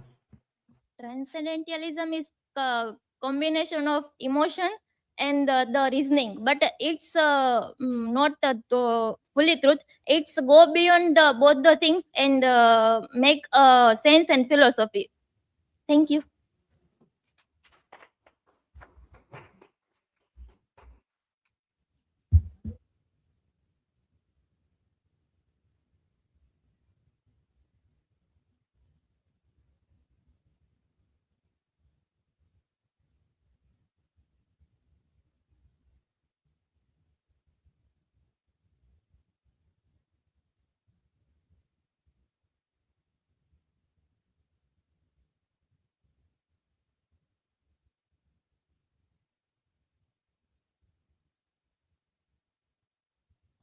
So, good morning, everyone. Good afternoon, everyone. Today I will present about the American literature in unit Eugene O'Neill's Long Day Journey into Night. My topic is the exploration of pain, memory, and escapism in Eugene's O'Neill's Long Day's Journey into Night. So my research question is, how does Eugene O'Neill's portray addiction, escapism, and psychological suffering in the Tyrant family? And what does this reveal about the impact of unresolved past trauma and on family relationship? Hypothesis: O'Neill present addiction and escapism not merely as a individual flaw but uh, as a psychological response to emotional suffering and unresolved memory. These coping mechanism create barriers to communication and reconciliation, in intensifying the family's emotional distance and highlighting the human cost of avoiding truth and comforting pain. The next introduction of the play. A Long Day's Journey into Night is widely recognized not simply as a family drama but as one of the deepest psychological study in modern American theater. They described it as a play where memory, rational tension, and the lingering weight of the past become central force that shape every character's thought and action. In this play, Eugene O'Neill's compress the emotional complexity of an entire lifetime into a single day in the life of the tyrant family, revealing how unresolved memories and past regrets continue to influence present behavior. The concept of memory is treated not just as a narrative backdrop but as a symbolic force that dictates the character's emotional state and relationships. By setting the entire story within one long day and linking the family's present struggle to past experience, O'Neill highlights how the past persists as an active presence in the characters' lives, shaping their suffering, avoids, and attempts at connection. Then next, psychological suffering of Mary Tyrant. This is an important character in the play. Mary Tyrant's character exemplifies psychological suffering in extreme form through the lens of psychoanalytic theory. Her addiction is not merely a physical dependency but a response to trauma, guilt, and disillusionment. That Mary's use of morphine reflect a deeper need to flee from pain rather than solve it.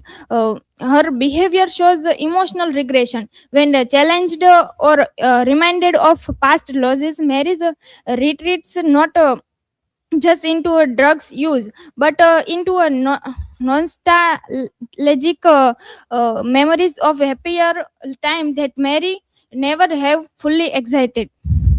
Her psychological suffering stem from her inability to reconcile hope with reality, causing repeated emotional collapse. Mary condition also affect the family. Her frailty and unpredictability create a dynamic of protection, guilt, and anger among the other members, illustrating of how one person in a turmoil can shape a family's emotional landscape.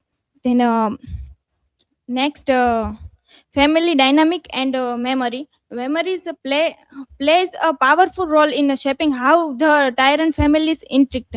That indicates that the characters are bound not only by love but by painful recollection that neither time nor distance has healed. Each character revisits past failures, regret, and lost opportunity in ways that prevent them from moving forward. These memories serve as a connective source of conflict. They remind the family of shared history but also deepen old grievances. For example, a moment of laughter can quickly shift to tension when old betrayals or disappointments surface. Characters oscillate between yearning for warmth and fearing vulnerability, trapped by the weight of their own memories. The play suggests memory is more than recollection, it is a force that shapes identity, relationship, and emotional response. Memory is this context becomes a silent antagonist, hunting every exchange.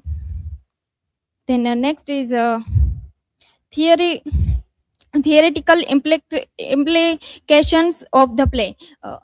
Understanding the long day's journey into night has broader implication beyond literary analysis. The play shows how addiction, escapism, and unresolved psychological tension reflect universal human experience. These themes resonates not only in uh, theatrical studies but also in psychology, sociology, and family therapy. Addiction here is symbolic. It represents avoidance, emotional paralysis, and resistance to change. The play encourages readers to see addiction not as moral failure but as a symptom of deeper psychological and family dysfunctions.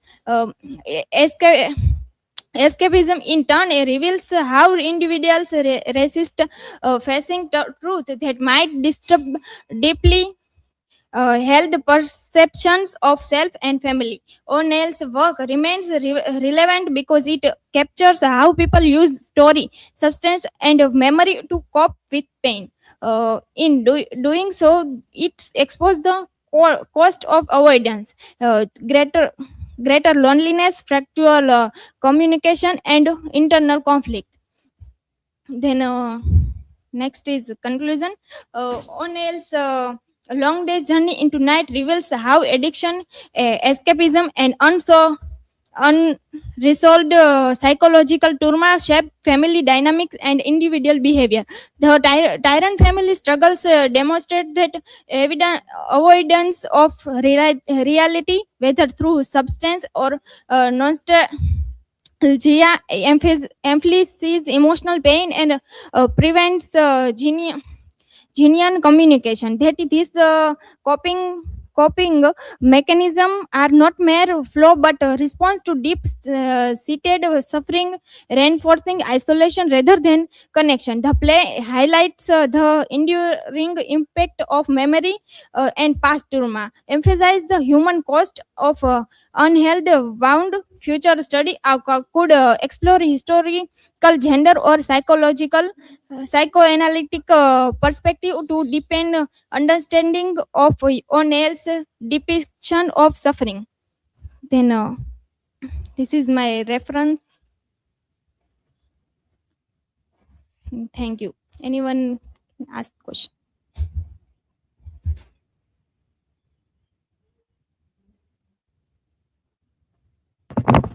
Riddhi, my question is discuss the role of memory in shaping conflict and relationship within the Tyrone family. Memory shapes conflict by keeping past mistake and regret alive. Characters repeatedly recall painful and experience which increases blame and emotional distance, preventing forgiveness and heartly relationship within the family. And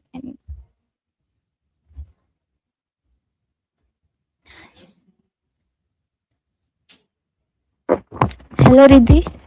Explain the psychological complexity of Mary Tyrant character in relation to trauma and guilt. Mary Tyron's character shows the guilt, psychological complexity through trauma, guilt, and addiction. She escapes into past memory and avoid reality. Her emotional instability affects the family, creating tension and showing deep inner suffering. Thank you.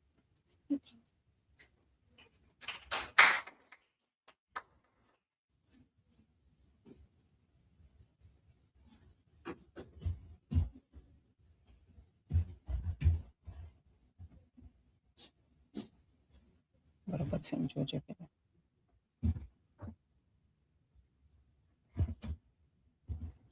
મારું ક્યાં ગયું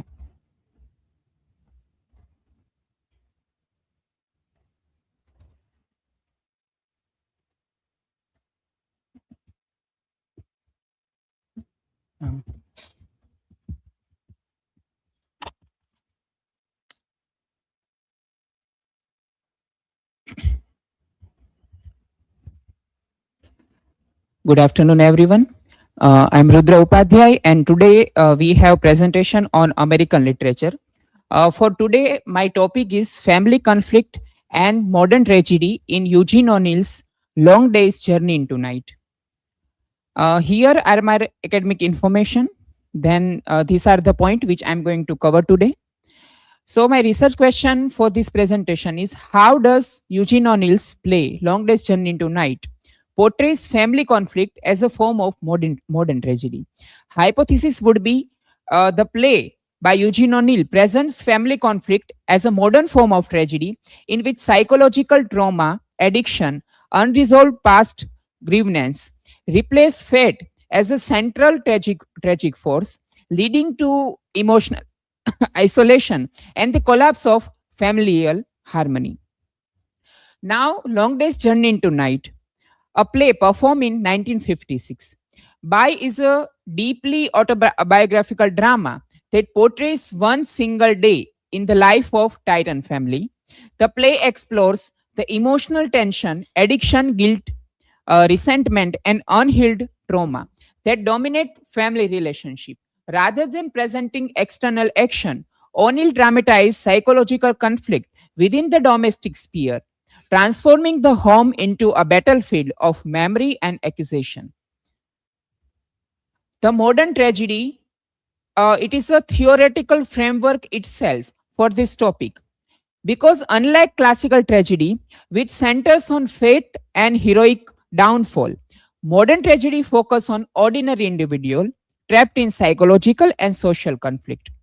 In this play, the tragic force is not destiny, but the family's inability to escape its painful past, and his character, O'Neill's character, are not destroyed by external God, but by the addiction and miscommunication and also emotional repression. The shift from cosmic fate to domestic suffering positioned the Tyrant family as a victim of their own history, making the drama as a powerful example of 20th century modern tragedy. Now, the Tyrant family as a site of conflict itself. How? Because the Tyrant household represent a dysfunctional family system in which love and hostility coexist. James Tyrant's miseryless, Mary's morphine addiction, Jamie's cynicism, and Edmund's illness. These four criteria creates a dysfunction in itself. The home becomes a confined space where suppression of emotion rapidly refers and demonstrate how unresolved grievance intensify familial conflict over the time. The role of past in sustaining conflict of a family throughout the life. A defining feature of the play is a contrast written from the past. Mary blames James for her morphine addiction. James blames poverty for his financial obsession. Jamie represents his father's stickiness, and Edmund feel both guilt and alienation. So this four character creates the conflict between all the character itself, and how they could blame each other throughout their life and throughout the play. Addiction as a tragic catalyst. Mary's modern addiction is a central to the tragic structure of the play. Her relapse symbolize the family cyclical suffering and inability to change. Now, communication breakdown and emotional isolation. This is the core idea of the play. The character frequently attempts reconciliation, yet their conversation quickly turns into accusation. They all are blaming each other for the denying their past and unresolved conflict. This background in communication reinforce emotional isolation and prevent resolution, highlighting how tragedy emerge from internal rather than external forces. Now, the blame, guilt, and cycles of resentment. Blames is a major conflict throughout the play. Is recurring pattern in Tyrant family. James blames Mary weak will. Mary blames James's cheapness. Jamie blames both the parents, whereas Edmund internalies guilt for his illness. O'Neill portrays this cycle as an inescapable suggestion that the tragedy lies in the family's awareness of their suffering without the power of overcome it. Now, conclusion. In Long Day's Journey into Night, family conflict become the foundation of modern tragedy. Through addiction, memory, resentment, and failed communication, O'Neill transferred the domestic sphere into a tragic landscape. Ultimately, the Tyrant family's tragedy lies in their deep emotional bond, which make their conflict both inevitable and heartbreaking. Now, here is my learning outcome, and here are the references. Now, if anyone have questions, so you can ask.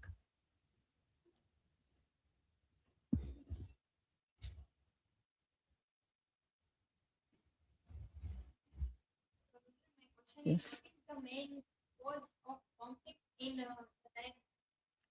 Okay, Riddhi, so main cause for the conflict in the family is breakdown of communication and the past which resolve through beginning throughout the end, and which causes main conflict that all the four characters have been suffered through the same suffering that they couldn't escape from the past.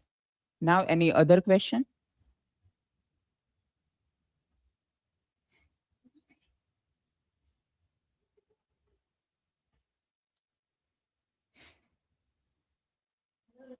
Yes. Think the Tyrant family would have avoided tragedy. Sorry. Do you think the Tyrant family could have avoided their tragedy? Yes. Of course, if they could communicate properly with each other, so most of the problem could have been solved, because the miscommunication is the large problem in the modern family also. And in this play, Eugene O'Neill portrays that how miscommunication and addiction is the cause of family conflict. So if they could have been avoided the addiction and miscommunication, so they could have transferred the conflict into a happy family. Now, this was from my side. Thank you so much.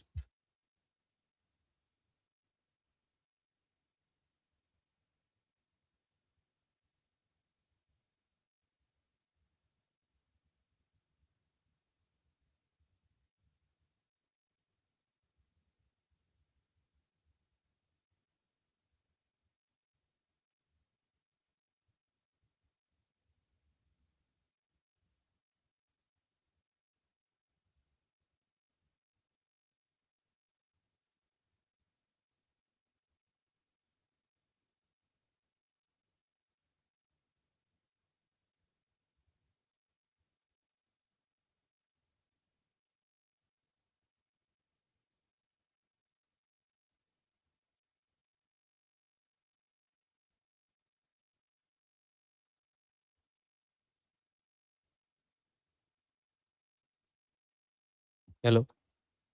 So today's my presentation topic is Bob Dylan as a poet, literary qualities of his lyrics. Here is my academic details and presentation details. This is the roadmap and introduction. The 2016 Nobel Prize in Literature signal a transformative moment in modern academia, forcing a reconciliation between traditional poetry and the contemporary song lyrics. My presentation explores how Bob Dylan's body of work functions as a sophisticated literary text rather than mere popular entertainment.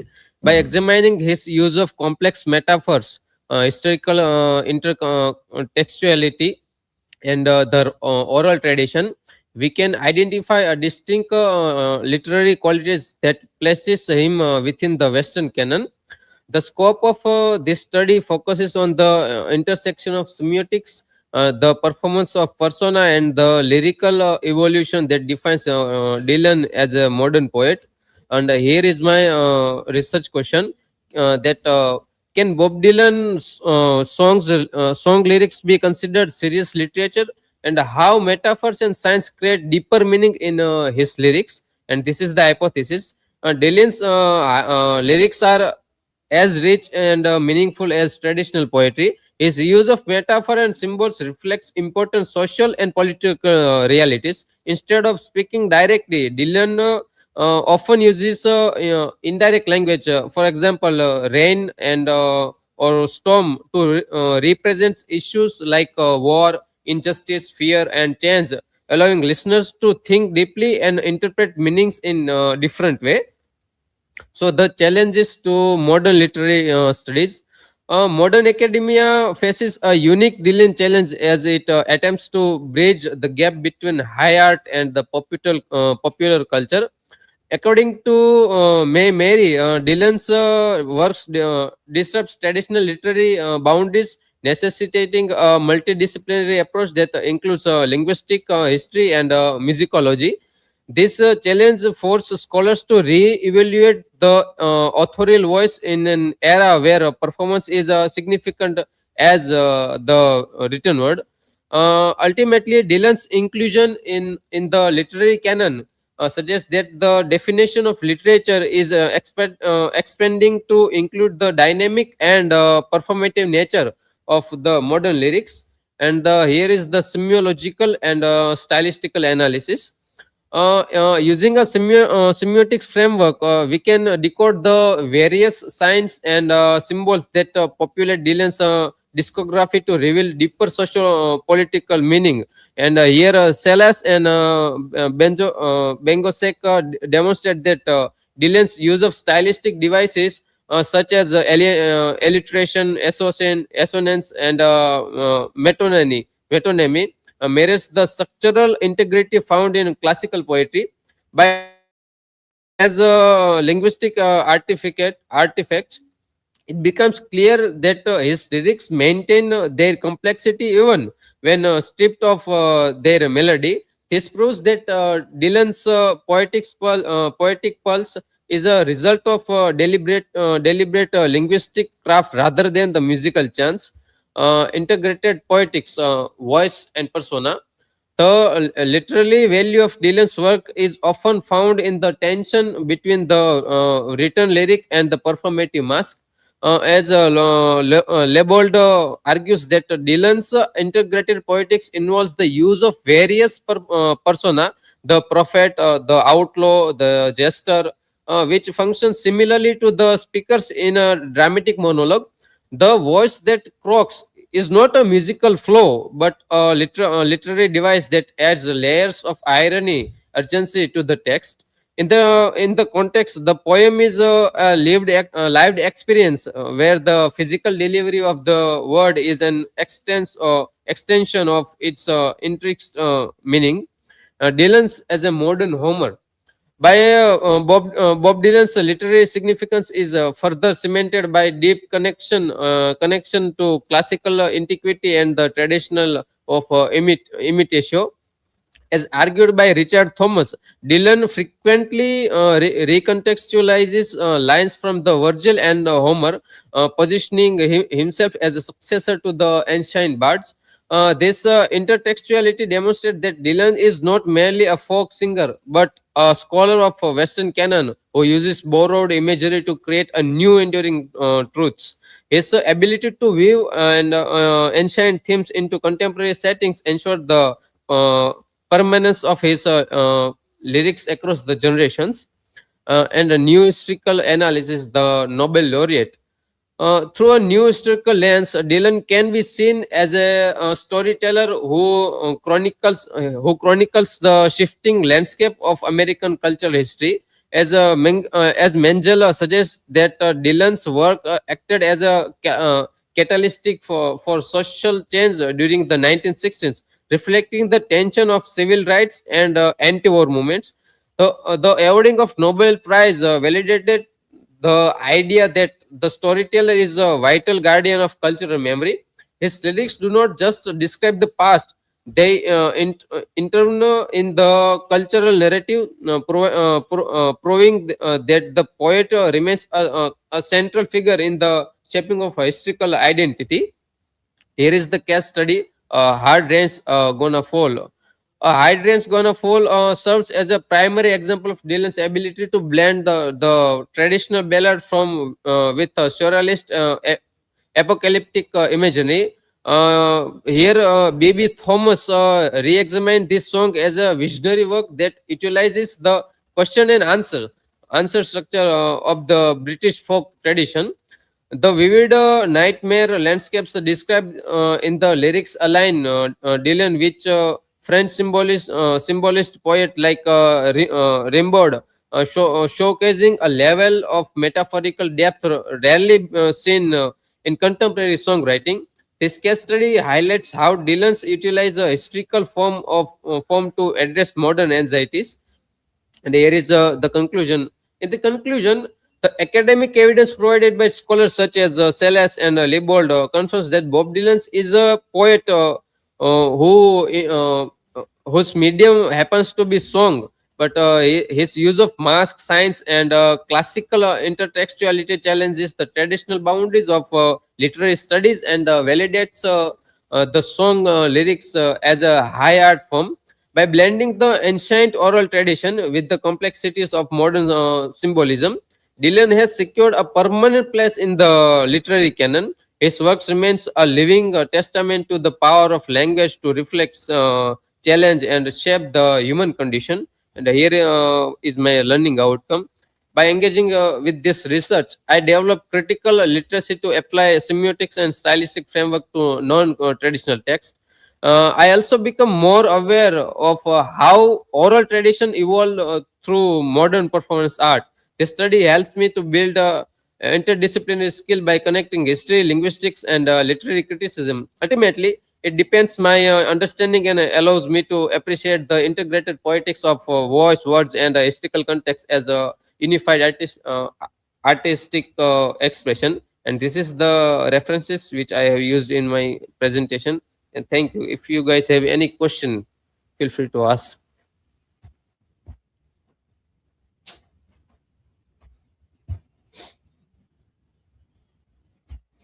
So Sandeep bhai, my question is, what is meant by semiological logical analysis in your presentation?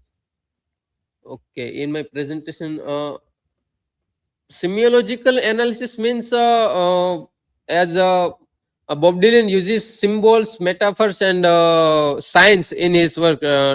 Without using words, he used symbols to connect with history, and also it reflects the reality and social, political realities, and also social realities. So this is the meaning that semiological analysis means this kind of things. Thank you. Anyone else?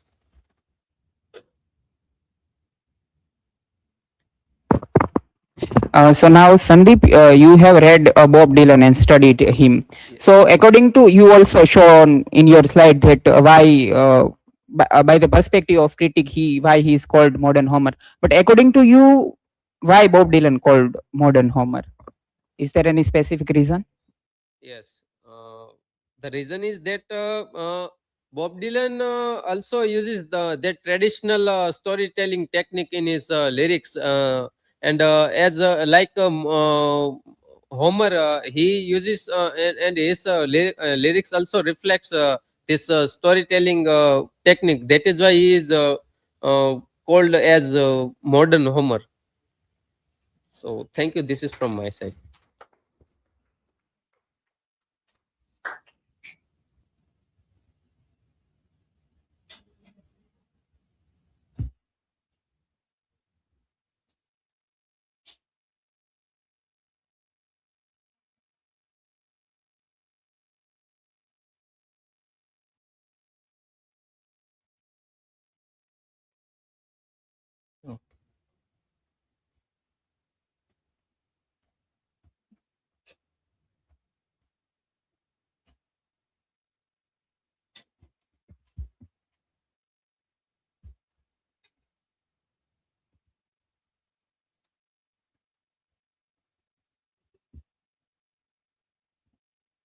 Greetings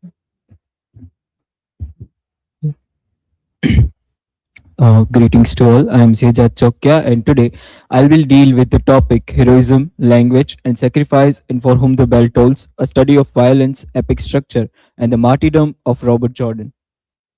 Here are my academic and as well as my presentation details. Here is the table of content. For Whom the Bell Tolls is set during the Spanish Civil War and explores the theme of war, sacrifice, and human solidarity. This novel particularly deals with the American volunteer Robert Jordan, whose main aim to blow up the bridge. Through Jordan's mission, Hemingway examines the relationship between violence, heroism, language, and sacrifice. The narrative presents Robert Jordan not merely as a soldier, but as a figure whose personal sacrifice reflect a broader vision of human unity. My research question for this presentation is: to what extent does Hemingway employ epic machinery and symbolic language to transform Robert Jordan's experiences of meaningless violence into a structural narrative of secular martyrdom? Hypothesis would be Robert Jordan is constructed as a modern epic martyr whose heroism emerges from the synthesis of moral discipline, language magic, and the traditional appearances of the epic mode. Critical perspectives by Frohoek, Stephens, Brenner, and Moynihan suggest that Jordan's final act of truth transcends individual heroism to achieve a mystical oneness, positioning his sacrifice as a universal symbol of moral responsibility and collective struggle. Uh, Critical framework, violence and disciplines. Critics such as Frohoek defines the setting as a world seething with violence, where the abundance of pain is endurable only at the cost of tolerating an abundance of pain which is meaningless. The discipline of integrity, need for integrity, the ability to face the truth and tell it, is a discipline that the Hemingway hero must subject himself to. Honest as the role refuge, in a literal fact, a hell of world where ethical values are disrespected, honesty turns out to be an only certain virtue a man can cling to. Application to Robert Jordan. This explains Jordan's moral aspect. His heroism is defined by his specific attitude toward a world of the world's making and not of his own. Language and symbolism reality. In this particular novel, language plays a major role. uh, Critics such as Robert or Stephens, which suggest that characters are obsessed with language magic, assuming a necessary connection between words and things, where the word symbol fuses directly with the objects of action. Mythics trusted discursive language. Jordan's utilizes mythic language to make rather than discover reality. This stands in contrast to the discursive language of political dialectic, which separates the world from the dead. Uh, Taking that, Jordan recognizes that his predecessors, Kashkin, failed because he talked too much of death. In this world, language precedes the apprehension of reality. To speak of death is to summon the event into being. As he also Jordan does not like when Kashkin constantly fears of death and constantly using the language which is basically based on the fears of death. Fatigue communion. Beyond mere communication, language serves as a fatigue communion, a mode of social actions like the breaking of bread together that blinds the gorilla group into community. Verbal catharsis. Jordan uses language for exorcism, believing that experiences must be made real through words before it can be exercised or gotten rid of by writing about it. Epic machinery used by Robert Jordan and the critical perspective given by Gary Brennan. The secondary epic, Hemingway superimposes formula and machinery from antiquity to elevate a local skirmish into a work of vast scope. Heroic stature, Jordan is cast is in an epic mold, paralleling Leonardo's Thympopyle. His stature is reinforced by legendary arms and Shiren like grandfather. Modern supernaturalism, classical gods are replaced by agents of the air, fascist plans and pillars, preternatural awareness, which is also conveyed as modern supernatural in the novel. Uh, Megalopresia means elegance. The use of Homeric smiles and sensory categories provides the elegance and breeded the essential to the epic mode. Iliad-like structure, which is given in the article of Gary Brenner. The emotional wrangling between Jordan and Pablo mimics the Agamemnon-Achilles conflict with a simple and disastrous plot. The martyrdom of Robert Jordan and the critical perspective of William T. Moynihan in his article, A Martyrdom Narrative of Test. Moynihan interprets the novel as a martyrdom plot consisting of a series of tests or obstacles designed to push the hero's resolution to the breathing point, acceptance of duty and death. Robert Jordan accepts the death and his acceptance towards his duty, as at the end of the novel, he sacrificed himself for other people, a man willing to die for a cause. Hemingway depicts a protagonist whose absolute determination to die for an ideal emphasizes the mighty theme of the mystical oneness mankind, which can be seen in the Robert Jordan as a Hemingway's hero. Individual sacrifice for humanity. Robert Jordan perspective, his main goal to blow up the bridge for the vast amount of people and for the group of people and for that particular city, but for him that was also part of his personal ambitions. Heroism and violence, and for whom the bell tolls. War ethics and discipline. Robert Jordan understands that violence in war must be guided by discipline and responsibility, not cruelty or revenge. Although he participates in violence, he remains morally conscious of the consequences of killing. That's why his constant consciousness during the wartime, when he faces the another party's soldiers while they were blowing up the bridge. He admits the troubling nature of war when he reflects, I have been tainted with it for a long time of now. Discipline as a moral defense, as Frohoek argues that in the world seething with violence, the Hemingway hero must be employ a strict discipline of integrity, the ability to face the truth and tell it, to prevent the meaningless pain of war from descending into a mere cruelty. Psychological impact of the war. The It can be seen in the character of Maria, Jordan, and also in the character of Pablo. Pablo is in fear, also in the character of Keshkin, whose constant use of language which shows his fear. Despite this psychological burden, also in the character of Robert Jordan, despite the many past conflict and past flashback memory which are constantly bothering him, though he constantly remaining conscious during the time of war. And the psychological burden, Robert Jordan continues his mission, demonstrating heroic commitment to duty. Language and symbolic meaning in the war. Language in the novel functions not merely as a communicational but as a force that shapes perception and action. Again, I'm using the example of Kashkin, who's constantly using the fearful language, and that language that describes his fear towards the death and the action which made in the war is, it can be considered as a language, as a reality. As Jordan reflects, you can't have people around doing this sort of work and talking like that. Robert O. Stephens argues that Hemingway's characters believe in the power of words and treat language as something capable to influencing reality.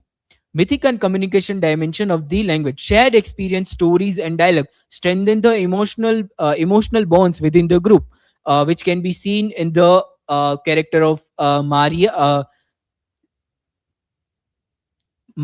and the Pablo's wife, whose constant support towards the group can be seen here through this communal and symbolic use of language. Hemingway portrays the guerrilla group as a collective human community united by shared experiences. The epic structure and heroic narrative. The novel incorporates elements of the epic literary tradition, including heroic mission and a large historical setting and themes of collective struggle. Robert Jordan's task of destroying bridge is an example of that. Gary Banners argues that narrative continues numerous epic traits which transform the war story into modern epic narrative. Through this epic framework, the bridge becomes a symbol of the broader conflict between opposing political and ideological forces, the part of heroism and collective struggle, that all the guerrilla group of people are struggling for that one aim of blowing up that bridge. As Jordan reflects, I have fought for what I believe in. This commitment reflects the epic idea that the hero's actions contribute to the shared destiny of a larger group of society. The martyrdom of Robert Jordan, which describes the sacrifice and moral commitment of Robert Jordan, as he himself admits that I have fought for what I believe in. William T. Moynihan interprets Jordan's death as a martyrdom, where the hero willingly sacrificed himself for a larger and ideal for the survival of others. Heroism and unity can also be seen in the novel, as it can be seen in the sacrifice of Robert Jordan. His death reflects the heroism and human unity. Through this sacrifice, Hemingway transformed the war narrative into a meditation on human solidarity and collective struggle. Here is the infographic which overally describes this presentation, which is generated with the help of Notebook LM. And here is the another infographic which synthesized the whole idea of this presentation, generated with the help of Notebook LM. For whom the bell tolls construct a narrative of secular martyrdom by synthesizing violence, language, and epic structure into in epic structure. This analysis justifies the initial hypothesis through four critical instruction: ethical discipline, symbolical language, epic framework, and universal oneness, which can be seen in most of the characters, that most of the characters are fighting for not oneself, but for by oneself for the large amount of people. Here are the references that I have used in this presentation. If you have any question, please feel free to ask.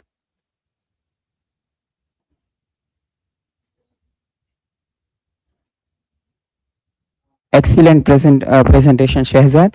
How does Hemingway connect individual heroism with collective responsibility in the novel for whom the bell tolls? Okay, Rudra, thank you for your question.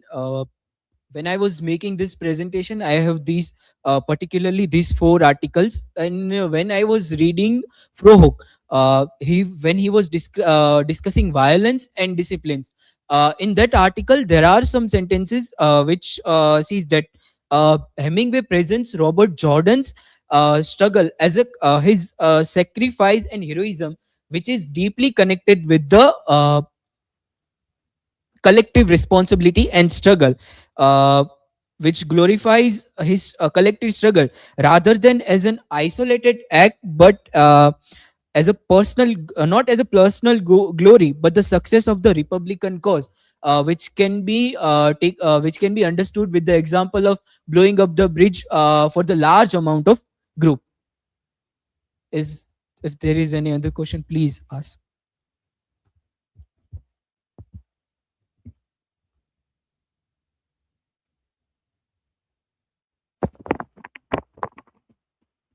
Hello, Sajad.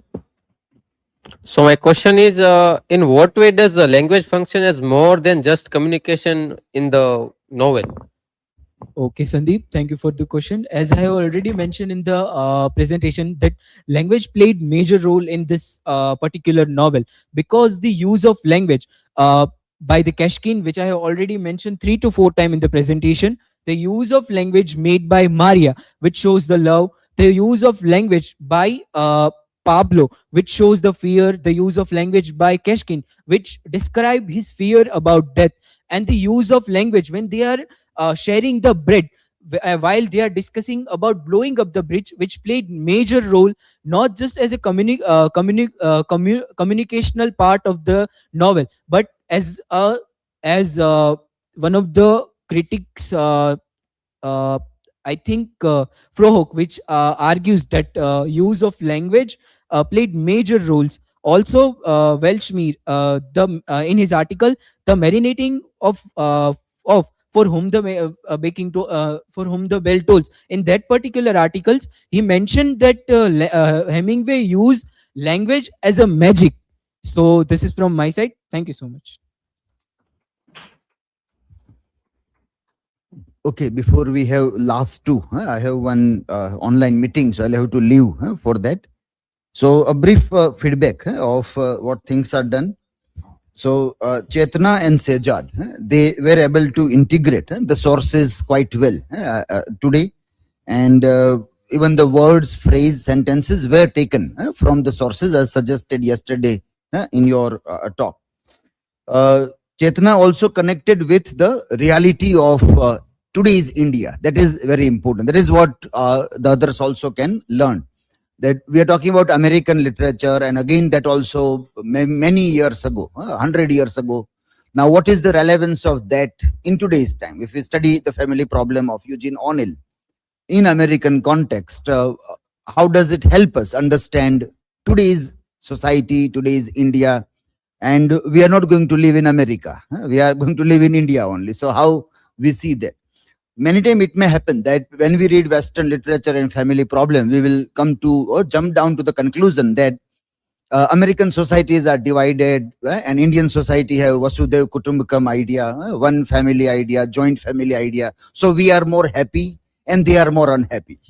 So when you talk about Indian family stories being told today, and we find how people are still fighting in Indian today's India, even with high ideals about living together, joint family, still the stories try to tell us that there are lots of issues, and so many examples from web series, contemporary films, with which Chetana has brought, that gives us a reminder that what way we read family issues.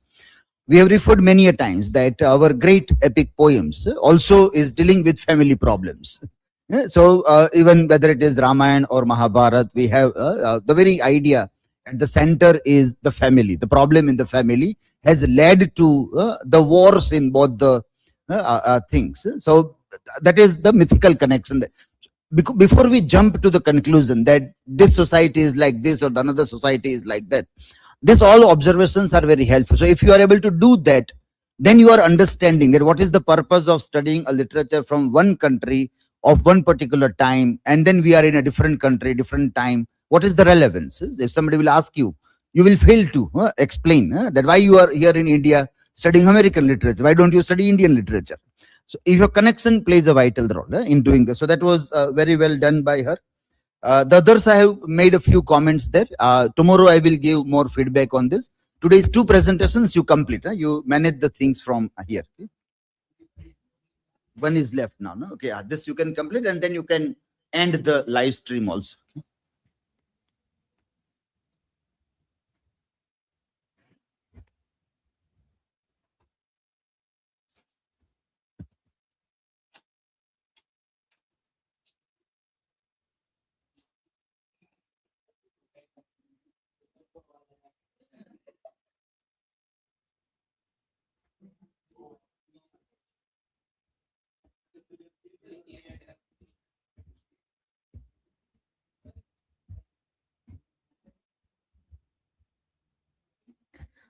Good afternoon, everyone.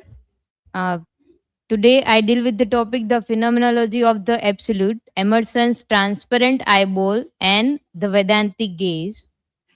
Here is my academic and presentation details. Here is the table of contents.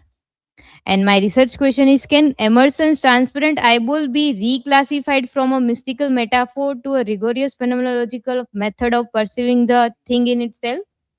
My hypothesis would be the transparent eyeball function is a phenomenological reduction that aligns the American transcendentalist oversoul with the Vedantic Brahman, facilitating a state of Jivan Mukti.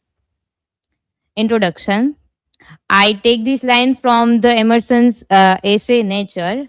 I become a transparent eyeball. I am nothing. I see all the currents of the universal being circulate through me. I am a part of or parcel of God. The eyeball represent a phenomenological reduction, the stripping away of the social ego to achieve a non-dualistic perception of reality. Traditionally, this is viewed as a romantic mysticism. However, modern scholarship Yip suggests it is a structured topological phenomenology, defining the moment it is a transition from mean egotism to a state of pure awareness. Here are my four pillars. Jacobson argued that Emerson's self-reliance is not about ego, but a command to see things unmediated by fixed category. Yip explored the union with all things, where the boundary between subjectivity and the world dissolve a realist agency. Bhagwan and Prabhakar provides the eye-case evidence linking Emerson's spiritualism to the divinity of man and non-dualism, whereas Rape documents the historical nuggets of wisdom Emerson extracts from the Gita and Vedas. Husserlian phenomenology.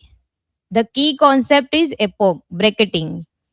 Min-egotism is Emerson's term for the social economic self.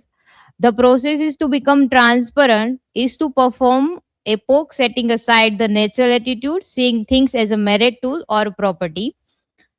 Consciousness is always consciousness of something. In the eyeball state, the distance between the subject and the object collapses. By becoming nothing, he becomes transparent. As the bone suggests, this is a practical transcendence, a shift from the glass eye to the transparent eyeball. Stripping away what society told us a tree is to see its vibrant reality. Intentionality and the oversoul. Consciousness is always consciousness of, and Emerson's link, the oversoul is the transcendental ego. It is the universal me that underlies all private personalities. As Yip notes, this involves a subjectivity without boundary. The eyeball is the metaphor for unmediated intentionality, where the currents of the universal being are the flow of consciousness itself. In the Jivan Mukti, discuss the affinity between Emerson's transcendental state and the Vedantic concept of being liberated while alive, perceiving the world without the veil of Maya. The Upanishad Bridge.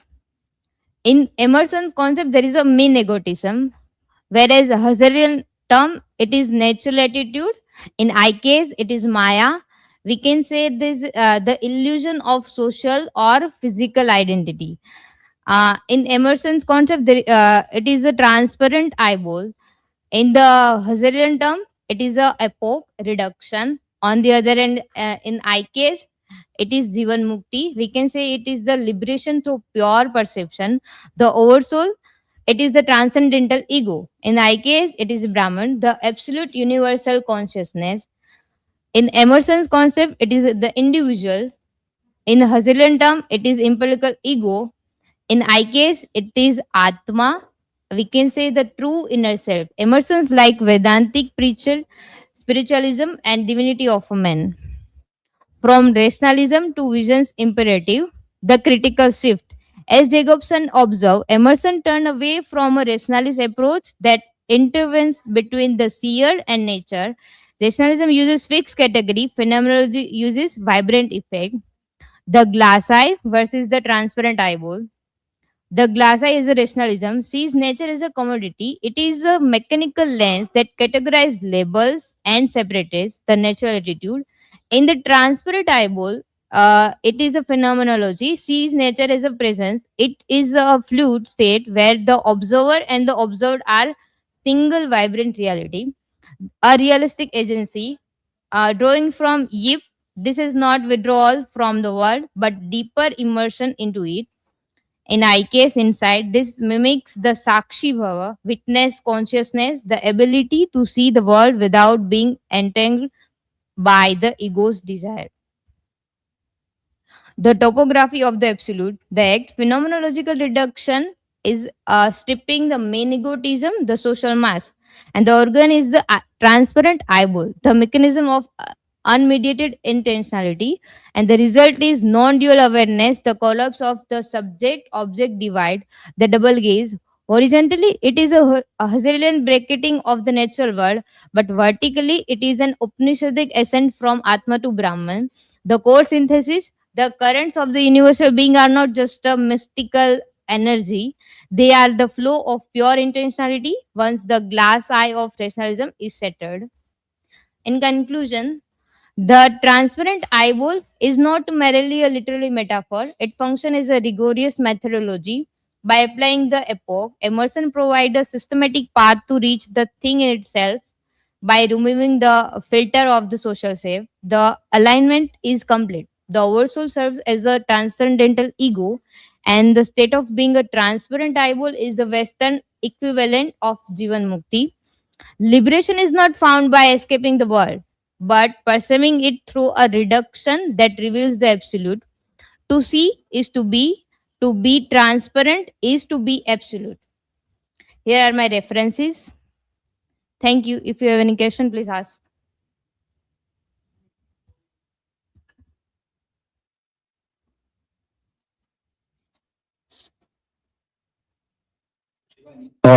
As you mentioned in the presentation, that eyeball is nothing. So how can it see all? Okay. So first of all, think yourself as a window, clear window. If there is a stickers, you can not able to see the proper view. So first of all, you have to peer the all sticker. By being nothing, you peer all sticker and you view in very well. Next one.